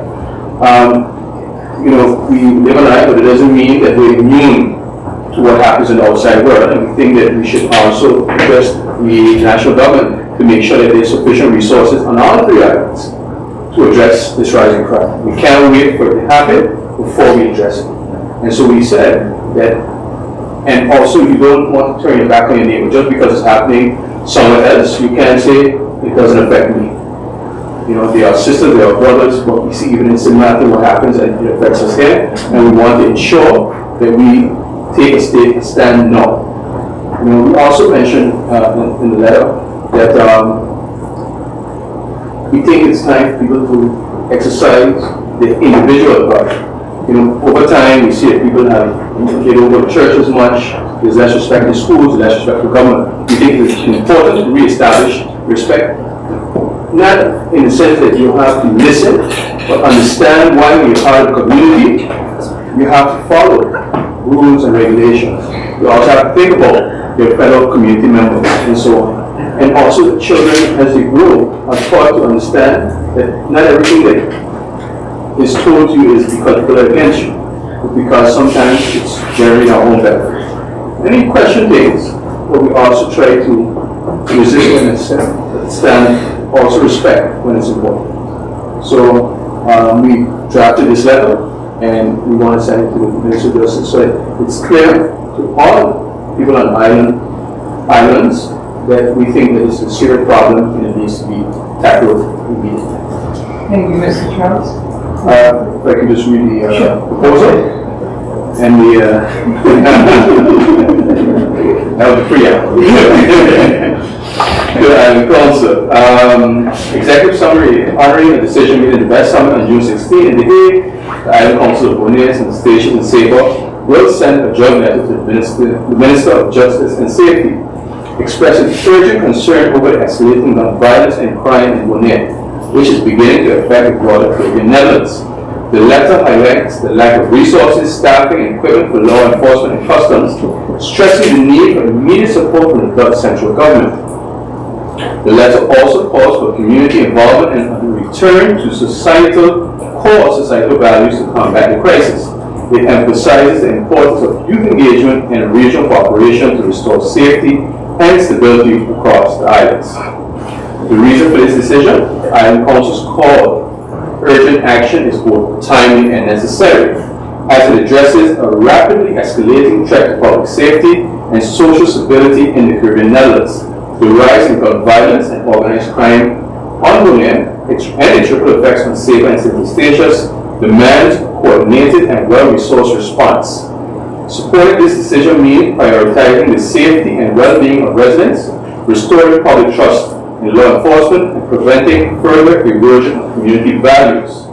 Without immediate intervention, the region risks deeper social fragmentation, economic instability, and long-term harm to the youth, to its youth and future. This is not just a local issue, it is a national responsibility that requires solidarity, investment, and decisive leadership. The Island Councils are the legal basis is that Island Councils are legally entitled to raise urgent concerns and request support from the Dutch government, especially when public safety is compromised and local institutions lack the capacity to respond effectively. The involvement of public agencies, the deployment of public agencies, including law enforcement, customs, and social services, is essential to address the escalating crisis of gun violence and organized crime in the Caribbean Netherlands. The current security infrastructure on the islands, particularly in Bonaire, but increasingly on Saba and St. Eustatius, is under-resourced and ill-equipped to manage the scale and complexity of emerging threats. Public agencies play a critical role, not only in enforcing the law, but also in restoring public confidence, deterring criminal activity, and supporting vulnerable communities. Immediate deployment ensures a visible and coordinated response that can stabilize the situation, prevent further loss of life, and disrupt the spread of illegal firearms and gang influence.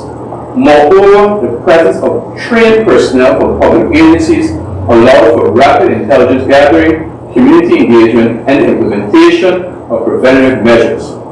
This intervention is not only a matter of public safety, it is a necessary step to uphold the rule of law, protect democratic institutions, and preserve the social fabric of these island communities. Thank you, Madam. Thank you, Councilman Charles. You will get on it? Madam Chair, the data speaks for itself. We have heard and we have seen all the situation and things that was happening in Bonaire. Just yesterday, next door to us, we saw what a car they did by Simpson Bay Beach Resort. So having said that, Mr. Chairman, I vote in favor. So Thank you, Councilman Wilson. Councilman Peterson. Thank you, Madam Chair. I would also like to reiterate what my colleagues have said. I think this is a global issue, not only on Bonaire, but throughout all of the regions, the entire Caribbean region, and also you see throughout the whole world. Even read articles now coming out of the Netherlands, things that you would not have even seen before. And I think it's important that we address this as a council, especially collectively, and this I vote for. Thank you, Councilman Peterson. Councilman. I vote for. Thank you, Councilman Kelly. Yeah, Councilman Gabriel. Councilman Sasaki. I vote for it. Thank you. So we have 5 for, 0 against. Now we're going to point number 9 on the agenda. We have 3 motions. First motion.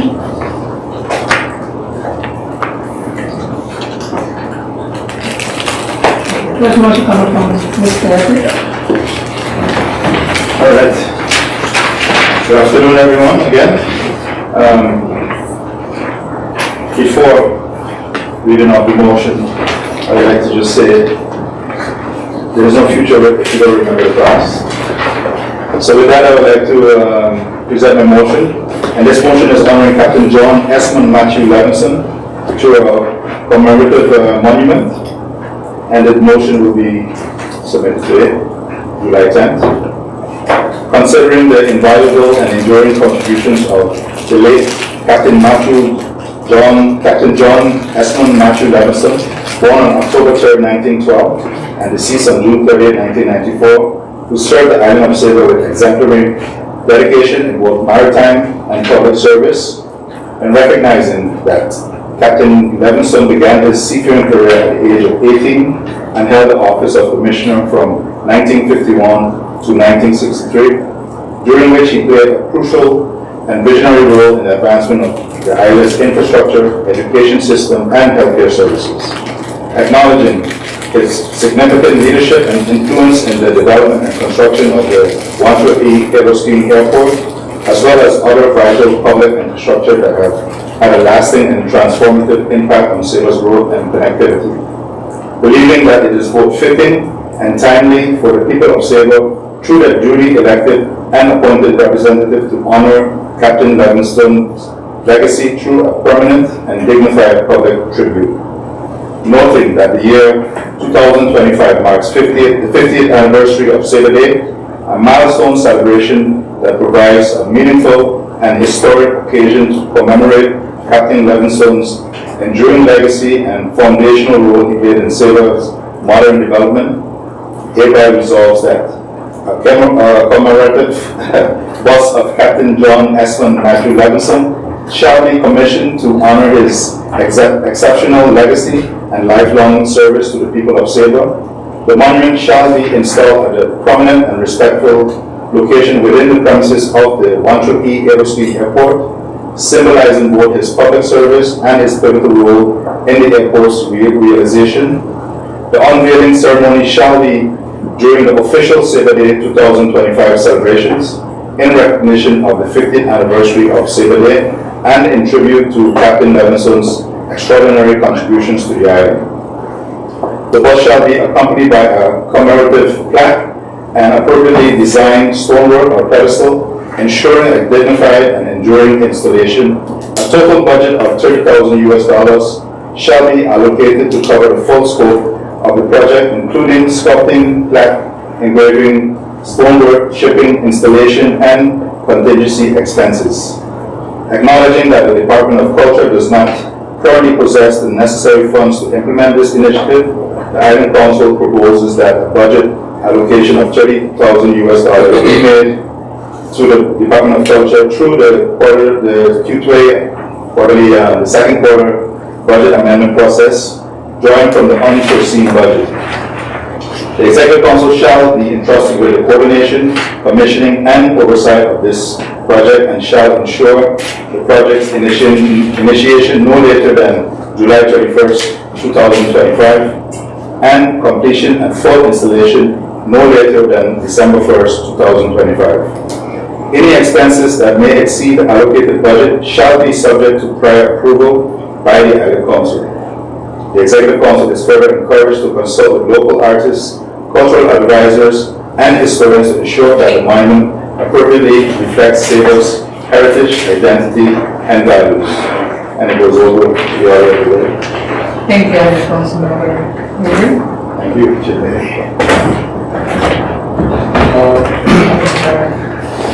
Any deliberation? When you do the response from the Executive Council? Can I pass the word to the Commissioner? I can say something very briefly as the Commissioner of Finance. I think without question that Captain Levinson should be honored, and it's very fitting that it's done at the airport because he played a pivotal role with the development of the airport of Sable, and of course that's a lifeline for the island. So, without question, am I saying that this shouldn't be done? What I do question is the timeline. Already today is July the 10th, I believe, and before we know it, it's going to be Sable, and that's a lot that's going to be going on. Sable doesn't have any experience with getting a bus made. And the motion also suggests consulting with various local organizations about what it should be, how it can be, and that also takes time. It's something that I believe will be costly, so there should be a tender procedure as well. There's guidelines that ensure that how that's done in a correct way, which also takes a bit of time. And even the question of where do you get a bus made?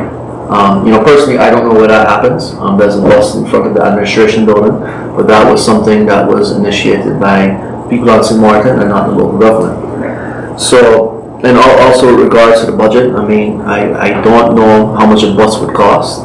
Maybe 30,000 is a lot, but maybe also 30,000 is grossly underestimated.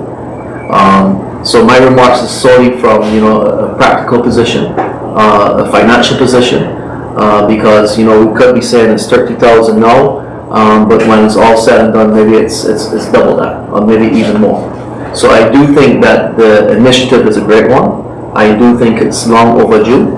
I do believe that Captain Livingstone is more than worthy of being recognized because of his contributions to the island. But I would like to suggest that we put a bit more effort into the planning, into the timeline, to ensure that it's something that isn't rushed, and when we do it the right way.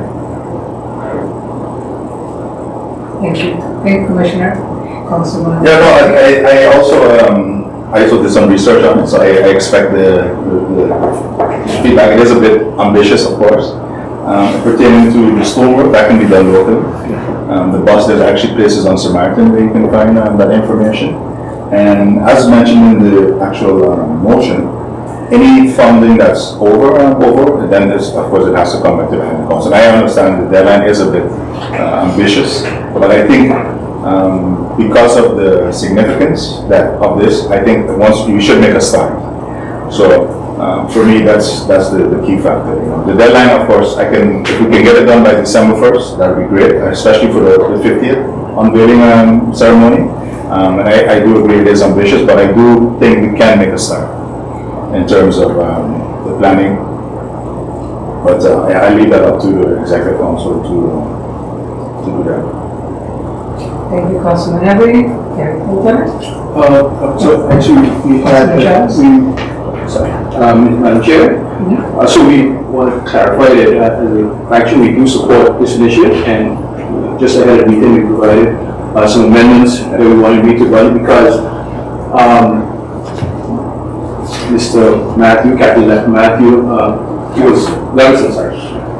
I'm confused. Captain Levinson, all my life, I can remember people remarking about his, him as a commissioner, him as a sailor, and his contributions to you can't call him Captain Matthew and Mache, everybody knew him as Mache.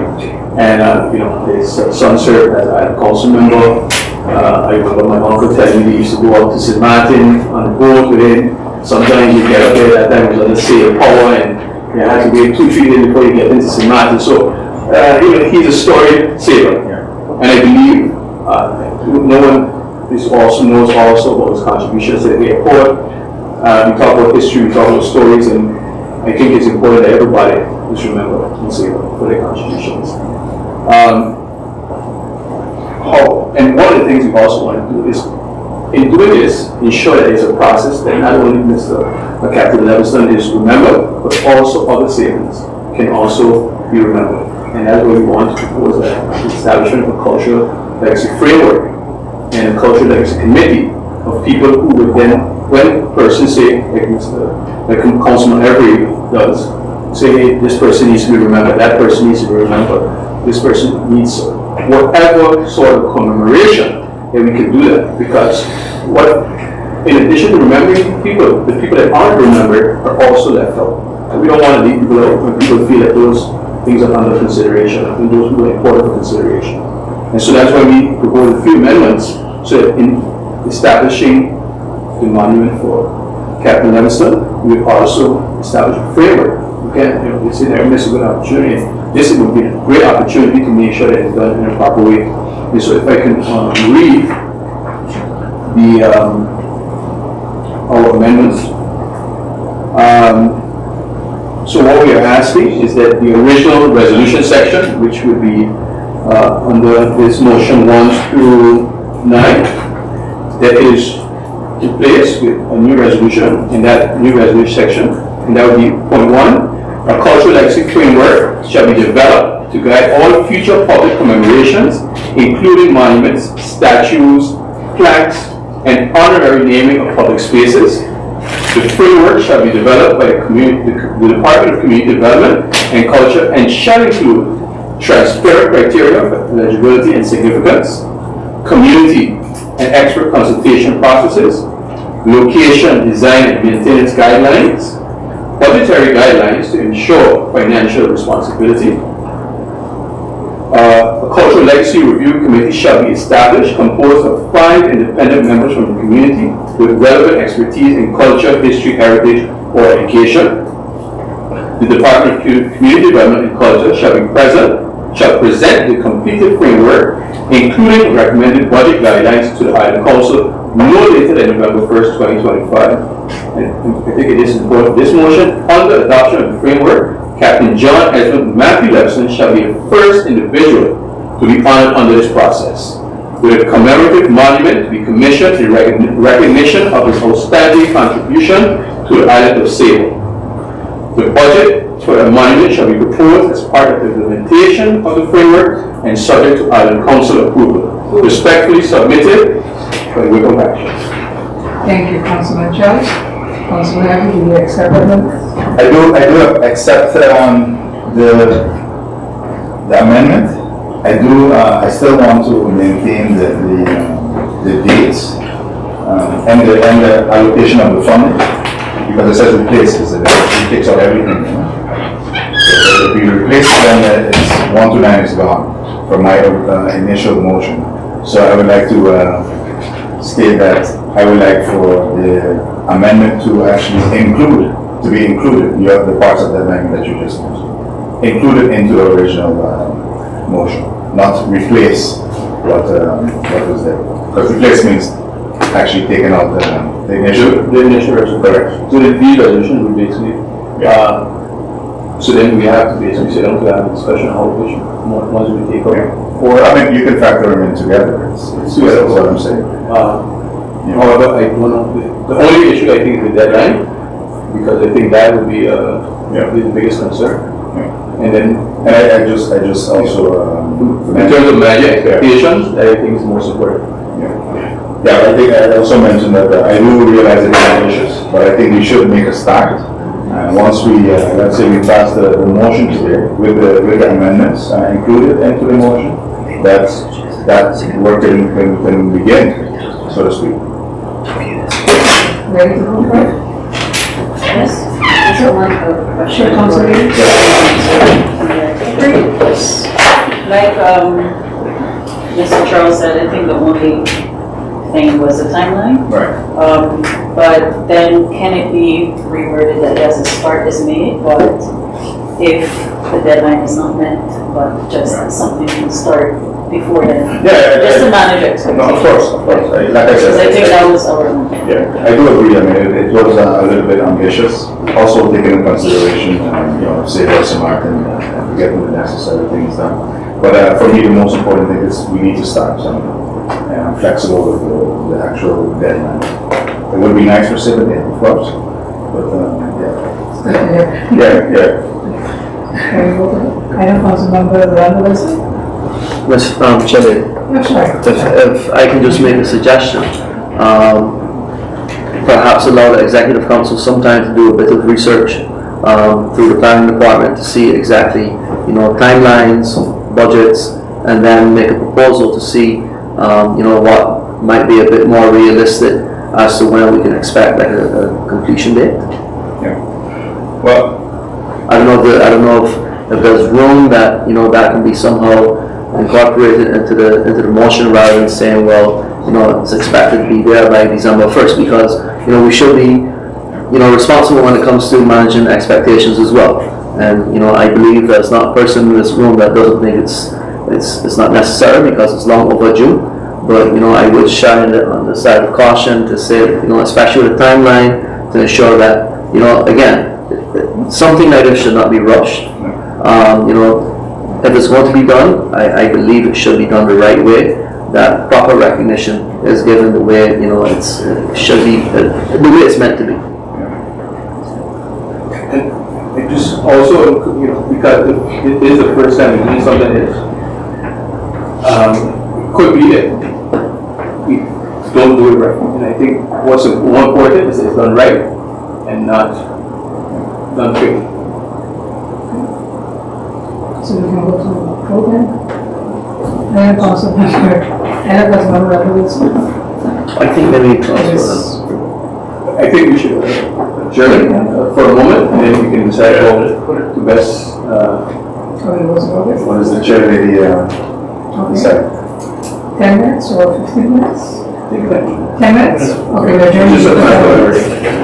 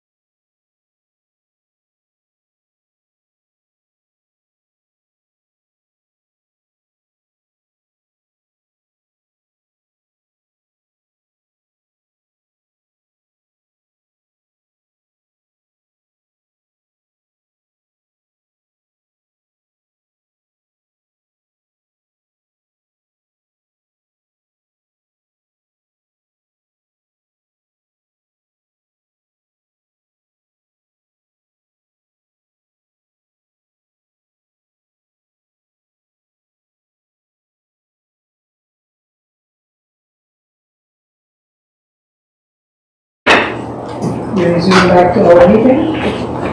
We had stopped there by the motion for Councilmember Everett. Under the deliberation, we agreed that we accept his motion with amendments. So now we go to the part for voting. Mr. Rolando Wilson. Madam Chair Lady, I know the deceased, Captain John Edwin Matthew Levinson, yes, I can recall going to, when I was going to school in Curacao, we used to see him there, going into the 40, looking to help the islands, the system, Sabre, and also St. Martin's, talking to the ministers, whoever were in charge there. One of his favorite ministers, Prime Minister, was the deceased Donald McKenna, which I know. Captain John Edward Esmond Matthew Levinson. The whole history goes. History. I think a lot of history. He and my grandfather, Samuel Wilson Sr., they both were on the same list together. The pictures are there. I have the privilege and honor to serve with his son, Ishmael, as you recall him, sitting over there with Councilman Everett sits in the council. He never once, I must say, as he was the fellow commissioner, I was the first one. He said, but he and the family was good. And very pleased and honored to see that this is happening. It's long vision. I'll vote for. Thank you, Councilmember Wilson. Council Lady, something to say? Thank you, Madam Chair. I would just like to start off by saying, like, you can tell a lot about someone's impact when I read here that Captain Levinson deceased in 1994. I was literally just born a few months before that. In the fact that you continue to hear about him, like I heard especially from people in the bottom, and my grandmother and all of them, they always spoke about Machi and everything he did and throughout the island and in the community and in the village of the bottom as well. And I also agree that it's long overdue. And of course, for this, I support it. Thank you, Council Lady Esther Peterson. Councilman Peter Charles. I think definitely a timely motion, and maybe I guess a little bit too late in the sense that it could have been done before.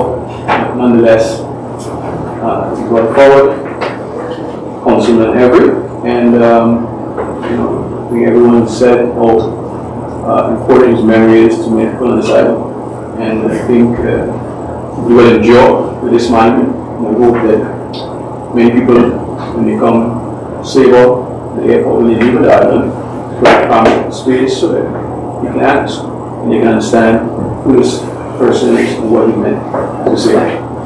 So with that, we vote for this motion. Thank you, Councilman Peter Charles. Council Lady Saskia Machi. Thank you, Madam Chair. Well, of course I support this motion. Not only because Captain Levinson was my great-grandfather, but because I believe we need to catch up to a legacy that's been overlooked for far too long, like everybody has mentioned. And while I do appreciate the amendments from the Republican faction, I don't think that should take away from the initial honoring him. So I'm happy that we come to a good conclusion together. And of course, like everybody said, Captain Levinson's contributions to Sabre's development, especially in areas like connectivity and infrastructure, were foundational. While the full story remains untold, I believe it is time we acknowledge the impact he had. This is about giving recognition where it is long overdue, like everybody said. And I also hope this motion encourages us to do more to document and share our island's public service history, so that recognition doesn't depend on memory alone, but is built into how we carry the story forward. Thank you, Madam Chair. Thank you, Council Lady Saskia Machi. Councilman Avery? Of course, I also vote for, but I want to also thank the colleagues at the Island Council for also voting for this motion. And just to reiterate that the motion itself will be, the amendments will be taken into the motion. And we want to also add at point 6, an allocation of estimate of 30,000 to be reflected into the record. This motion also ties into my initial first motion that was carried by the council in regards to naming places. I'm all about the history. If we don't, like I said earlier, if we don't remember our past, our future is doomed. So with that, I'd like to thank everyone. Thank you, Councilmember Avery. Now we go into motion number 2. Motion number 2, feasibility study of proposal for enhancement support for children with disabilities and/or special needs on Sable. And Councilmember Avery. It's a bit long, so. Just a little bit of, we just preamble to this motion. So, over the last year, I've had some discussions in the community with different people, and I've asked a lot of different questions about, I see their rise and, with our children in the island in regards to special needs and the care for them. So, based on that information, also taking into consideration the actual report of the Supplement Education Care Plan of Sable, you can find it online, which the Commissioner also was given the document itself, so he will tell us for that. So, the motion reads as follows. This is a feasibility study and proposal for enhanced support for children with disabilities and/or special needs on Sable.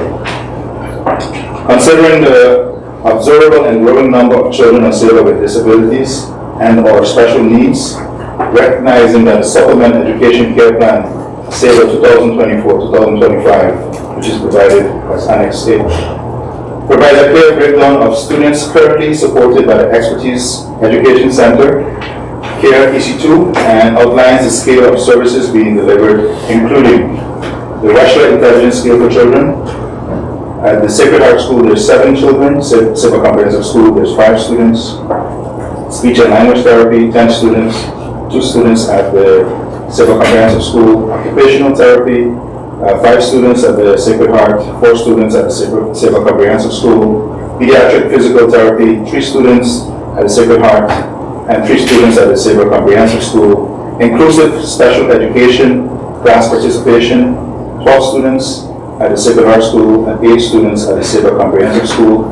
Personal Education Assistance, 5 students at the Sacred Heart School.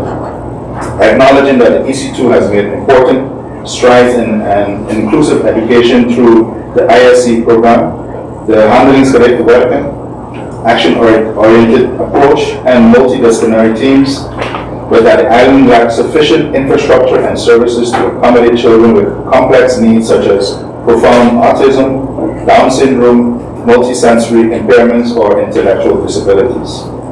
Further acknowledging that EC2 service provision ends at Tier 2, after which off-island referral is required. There is no full-day individualized education or care setting available on Sable. No permanent care facility currently exists that integrates education, behavioral, and medical supports. Institutions such as EC2 daycare centers, Sable Art School, and Sable Comprehensive School continue to work commendably under increasing strain with limited resources, space, and personnel. In 2025, services such as behavioral, coaching, and occupational therapy will no longer be available, leaving families under significant stress and without adequate institutional support. Hereby resolves that a comprehensive feasibility study shall be commissioned by the Executive Council no later than August 15, 2025, incorporating the input of all relevant stakeholders, including EC2, Sacred Heart School, Sable Comprehensive School, local daycare centers, Mental Health Caribbean, and relevant healthcare and social service entities. The goal of this study is to assess the current infrastructure and design a proposal for the creation of a fully accessible, developmental, responsive education care center for children with severe disabilities. The center shall provide full-day structured education, therapeutic programming, offer intensive individualized care based on the HGW action-oriented approach, support families with coaching, respite care, and training, ensure interdisciplinary coordination with EC2 schools, Mental Health Caribbean, and medical services. The final feasibility study and accompanying strategy proposal shall be presented to the Island Council no later than March 31st, 2026, while taking into consideration the Executive Council's existing responsibilities and capacity.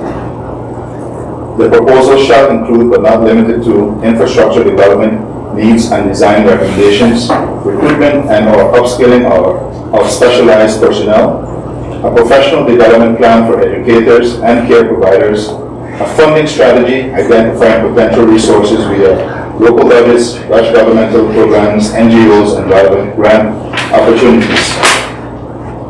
The overarching goal of this initiative shall be to ensure long-term, equitable, and sustainable care and education for children with disabilities and or special needs, while alleviating pressure on institutions and reducing the burden placed on families.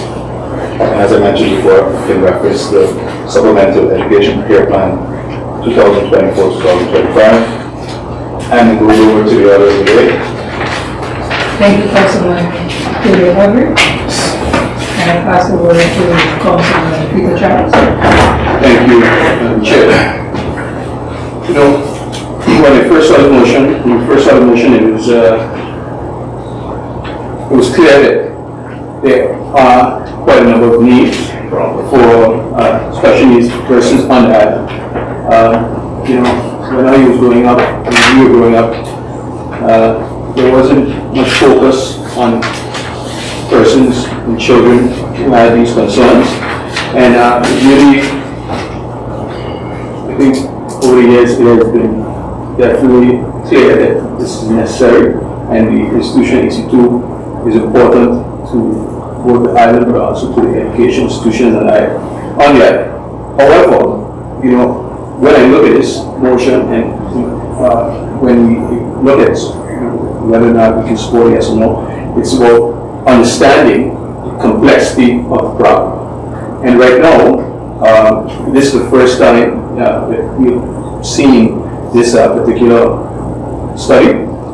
And in addition to that, I think it's only on one occasion before that we had the opportunity to meet with the institution that was mentioned in the motion. And I think considering how important it is to the island, I think it's very important that we really sit down with the stakeholders involved to understand what is necessary. And a feasibility study might help, but is that really all that's necessary at this moment?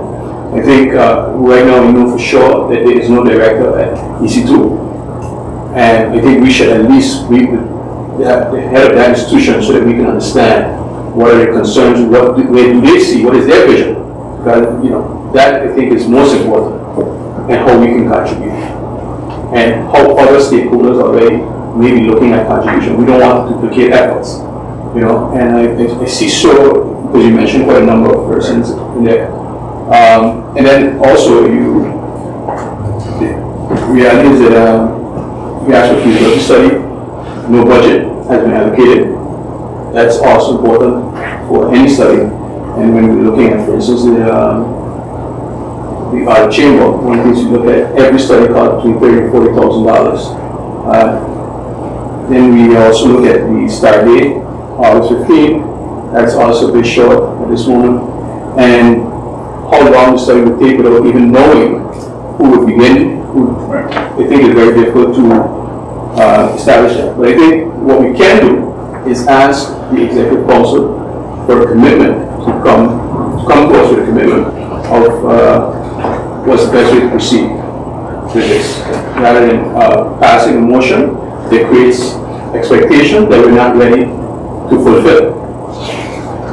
Because I think, again, if we want to solve a problem, we have to know the extent of it. If we want to create a solution, we have to know the extent of the problem. And the motion highlights the problem, for sure.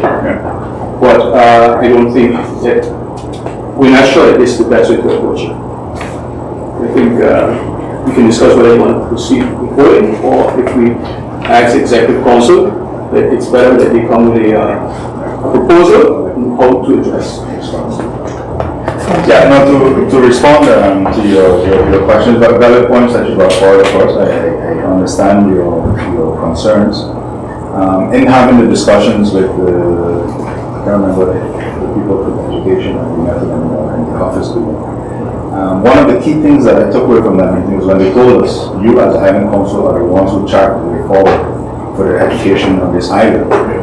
And I took that really, really, really seriously, and I believe that, of course I understand with the timeline, that this is, the Executive Council has to determine if they can do that, or if they say, okay, this is, we can make a start. And they have the freedom to do that, because it's almost a full year for this feasibility study to take place. And it is a study, of course, it's going to come with financial consequences, but it is a study. And I believe that those numbers are not just numbers that we say it came from a document, those numbers. So it's relevant information that I think needs to be addressed. And I believe that if we say today as a council that, okay, we want to charge the Executive Council with carrying out this feasibility study, and they say, hey, this is going to cost X amount of money, where do they get the money from? They have to then come back to us, who charge them to do the job. And I believe that, go high or low, we should do something, you know. And you said, your last point, I think, was about the how, or where the information is, where we're going to get information from. I can't remember exactly. Well, how do we know that it's in fact this is what's necessary? Because it's written into that document. And if I can just want to help you, you know, so when you look at motion and you have the escalating ladder, the motion is one of the last steps you take before you enter more severe, well, heavier tools that council members use. I don't recall any questions that were submitted in terms of asking the Executive Council what their thoughts were on this particular study, either in written or oral, and then what we received in motion. So I think it's also, like, it's not, as you say, that's properly underballed, and that also makes it more difficult to say yes. You know, I think if we look at the previous motion which we supported, you know, we had discussions all the time about whether we support, how do we tell our stories about people on Sable, how do we support the history of Sable. There are a lot of discussions. Even last year we started celebrating Sable history more. So it's clear that there is a desire to move in that direction, and I think in this case, it's just sort of, it's not clear that, you know, this is the best way forward right now. Like I said before, we have never even had a discussion with the director of the institution. And I think that would be like the bare minimum before saying that a feasibility, because for instance, we started a feasibility study, and we're like, well, we already have a study for this. So I think we need to first have a discussion with all the stakeholders what was necessary before we go to passing a motion on a feasibility study. But I have to ask you, I have to ask you a question, because you say we, but it's the Executive Council that has to carry out the task. So my question to you is, do you not see a need for something like this on Sable? Well, I'm not disputing the need. I'm not disputing the need to do research or anything. I'm just saying that whether or not it is the right time to do that without having a discussion. Because again, you can't just start with a motion. I think it starts with understanding everything else and the extent of the problem and having those informal conversations or formal conversations, however you want to term it. I think that's important. And it's not about saying, oh, I don't think addressing special needs persons on the island is important. Because that I definitely want to make it clear that that is not my standpoint here. I'm happy to hear that. And with that, well, I would also like to hear then, because, yeah, for me, this document that just come from it was the Commissioner of Education that knows about this document. So I would also like to hear from the Commissioner if that's Commissioner Hagan. that's okay. Sure. First of all, the first time seeing this document was when it was shared. I hadn't seen this document before. There is a picture when we in the document here, when we were accepting the education agenda. So, in other words, when this document was made, I never had a copy. I even reached out to my Department of Education, asking if they knew what they said, they told me.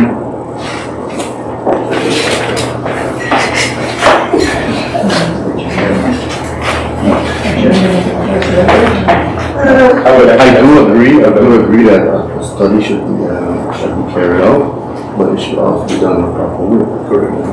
And I agree with what, not because we're from the same party, don't get me wrong, but I do agree with what the Councilman Charles was trying to elaborate on.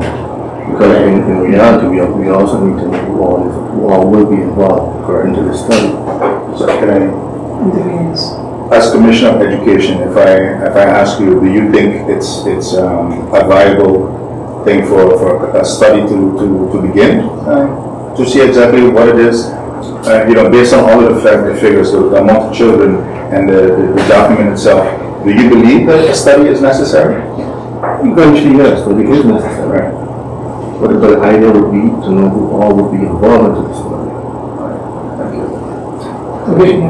Councilman Charles? I think we also should engage in or discussion. I think we can say is a study necessary, but is there a third way? So is that not no study, a study? Right now, I think the discussion should be what can be supplied, what information can be supplied, and how we can get more information so that we can support a study. I think that's the most important. What information do you need? Like I mentioned before, at least meeting with the institution involved, or a representative of the institution involved, and the other institutions, and understanding what their needs are. Because this report was written, I don't know, on the end date of 24, 25, I don't know when this, it was April 2024. So things may have changed since then, and I think it's important that we're aware of those changes and what has been done since this report has been established. No, my honest comment was it's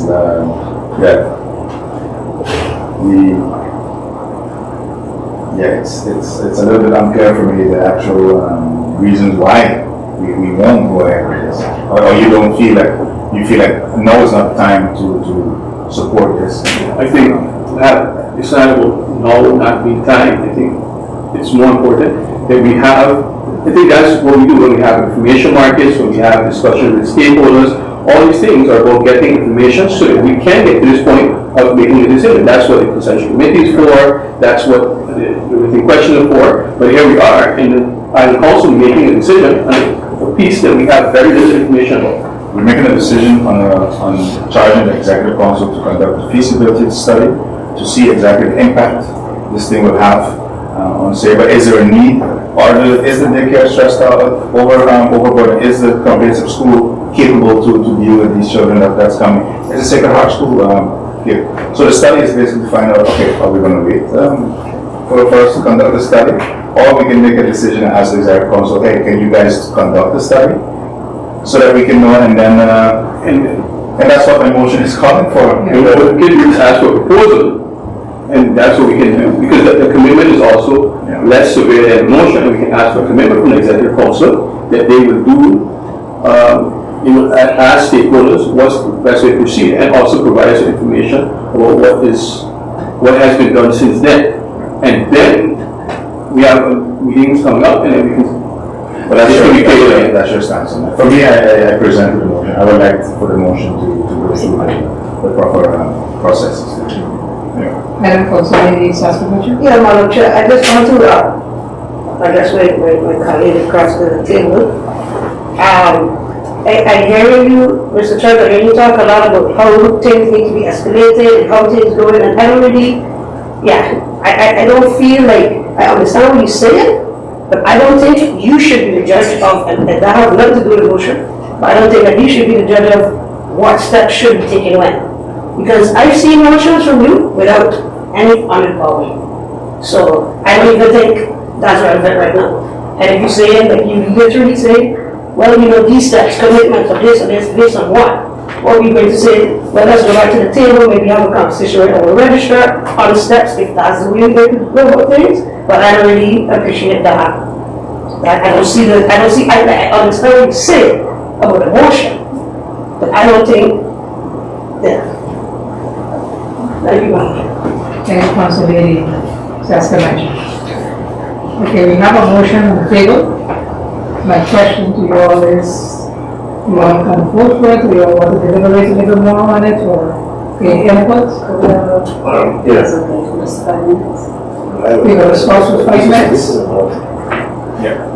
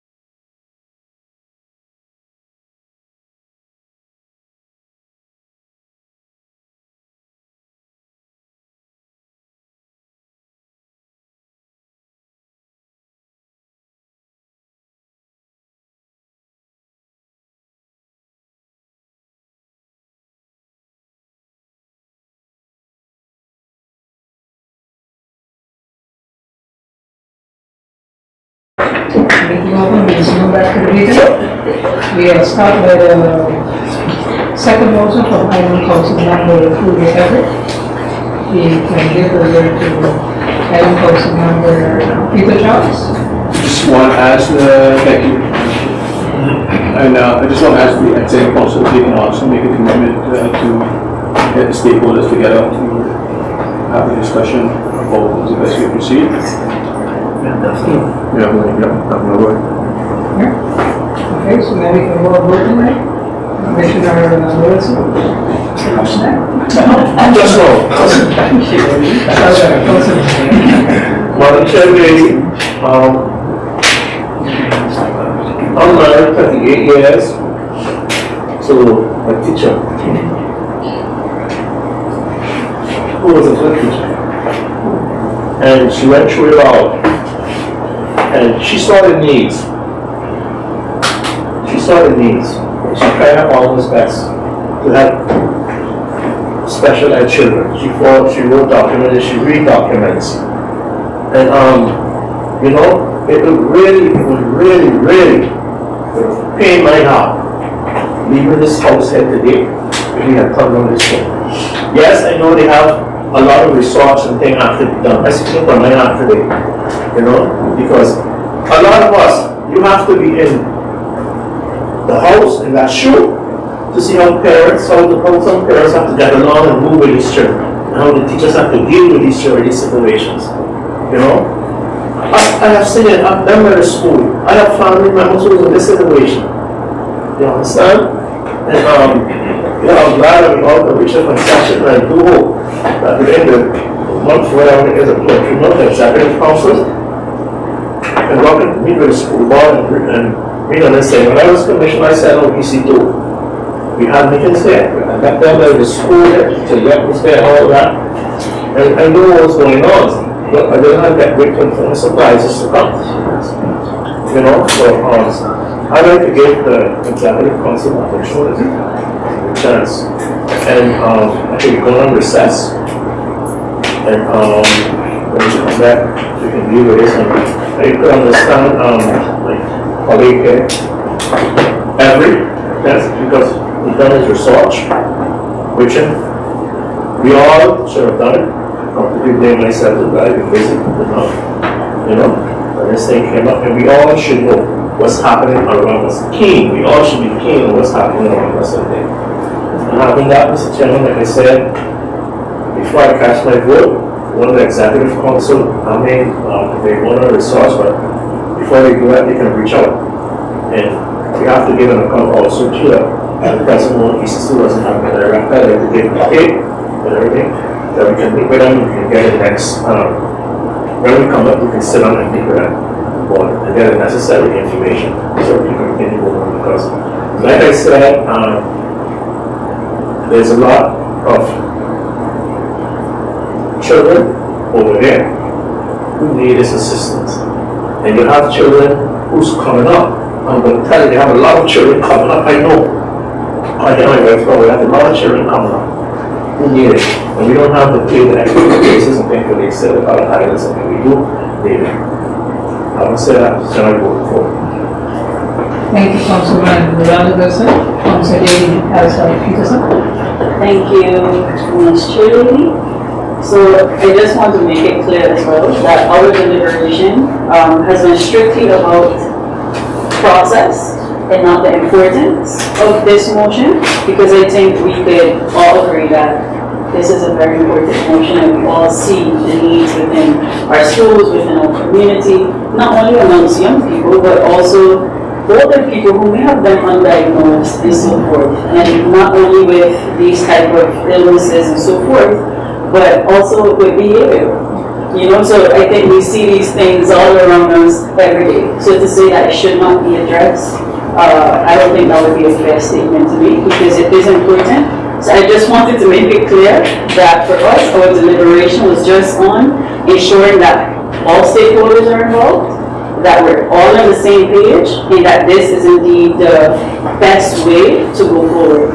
Because we have not spoken to EC2, but this also goes beyond EC2. It's a government, this is schools, it's parents, not all parents are really open to discussing these type of things, and I know that myself because I've spoken to a few as well.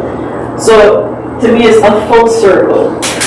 But today, I will say, seeing that there is a commitment also from the Executive Council on how we can move forward, and after recess that we could also meet with stakeholders, I will support this motion, but of course I want these things to also happen, and I just want to make it clear again that I support it, but mainly because I would never vote against something like this, especially for children.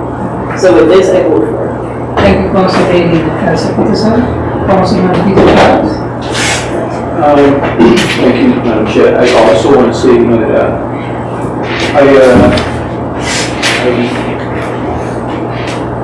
I'm very,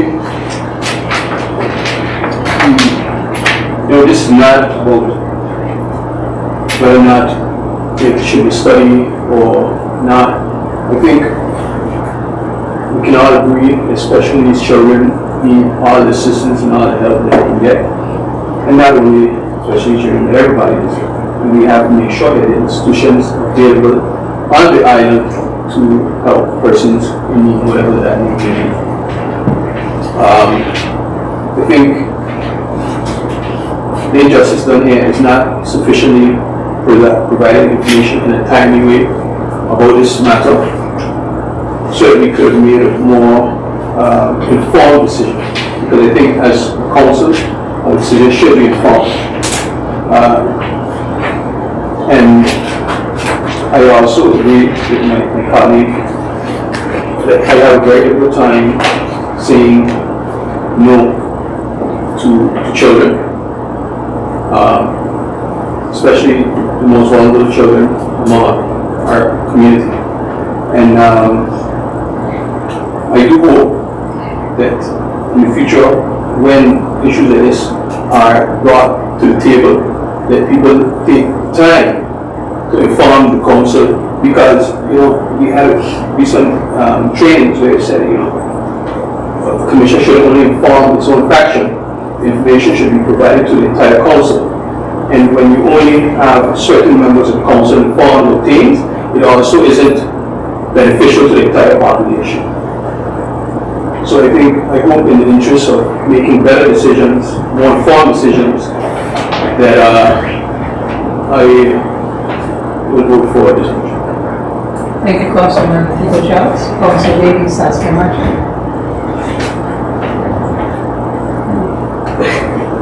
Thank you, Madam Chair.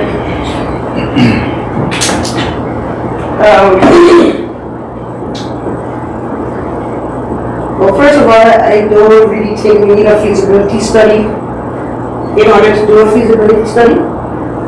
I fully support this motion because we are a small island, a close-knit community, and that's exactly why this matters so much.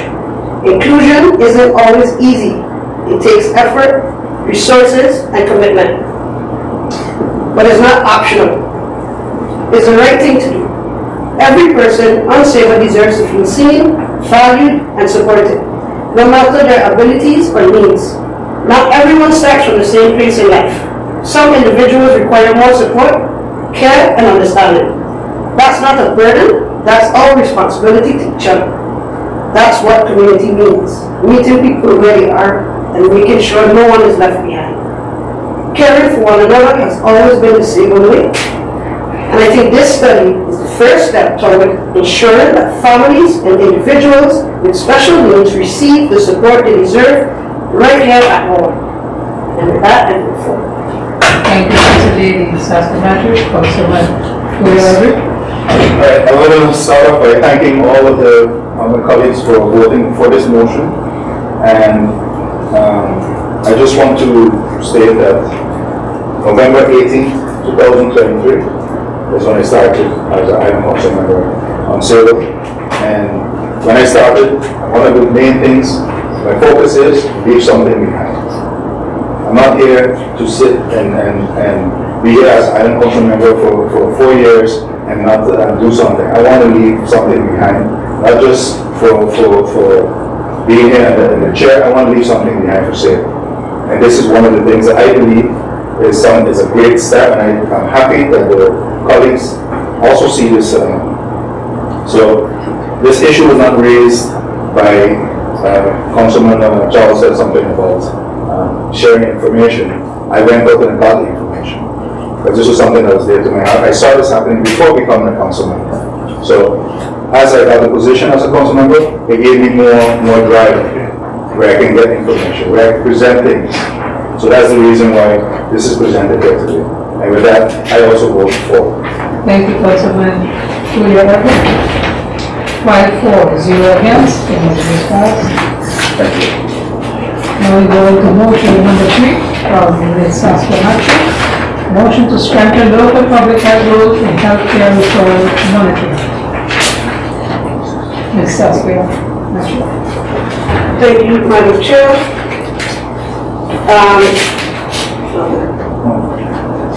Today I'm bringing a motion to the table that addresses the concerns many residents and even our doctors face with medical referrals, confusion, stress, and a lack of information.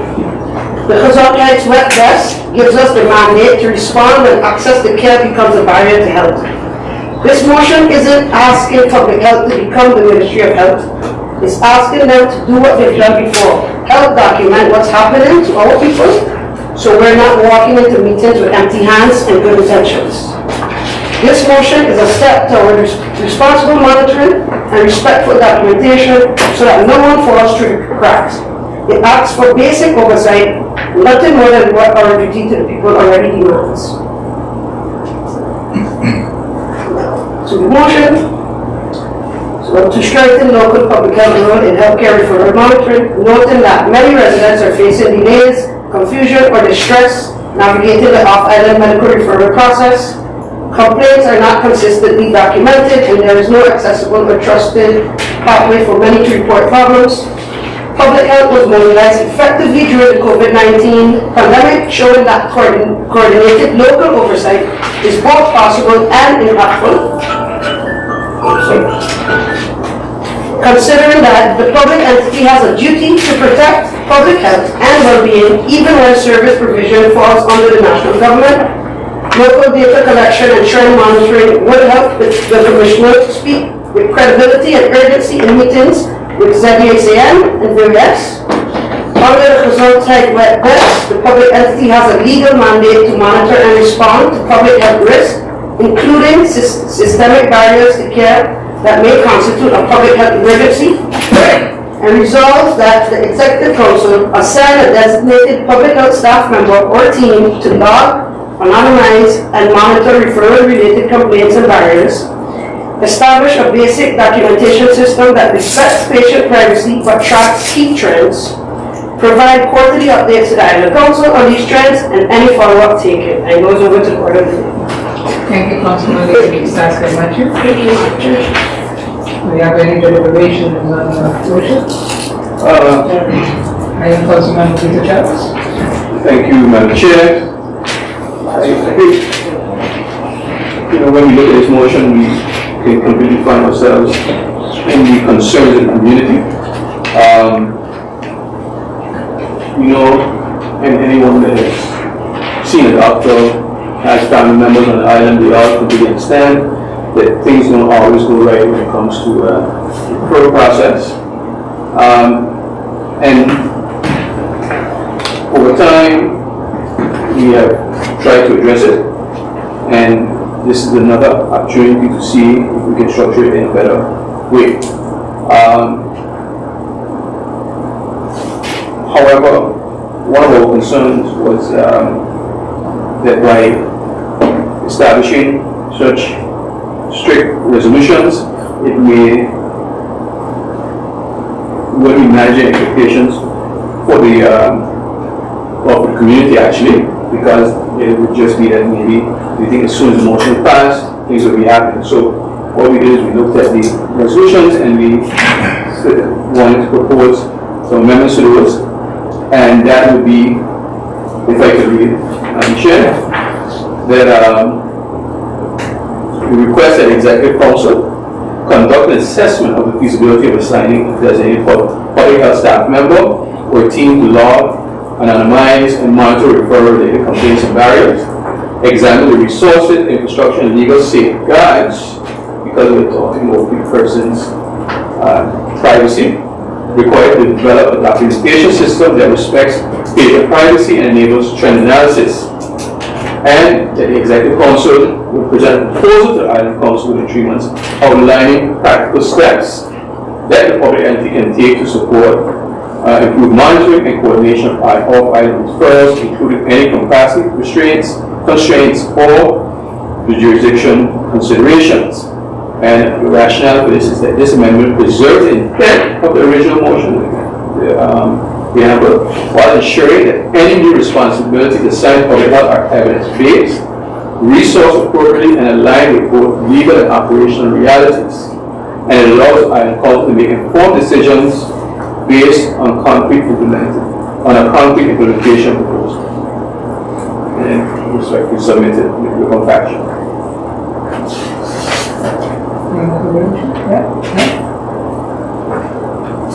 Just make clear we would support the motion with these amendments.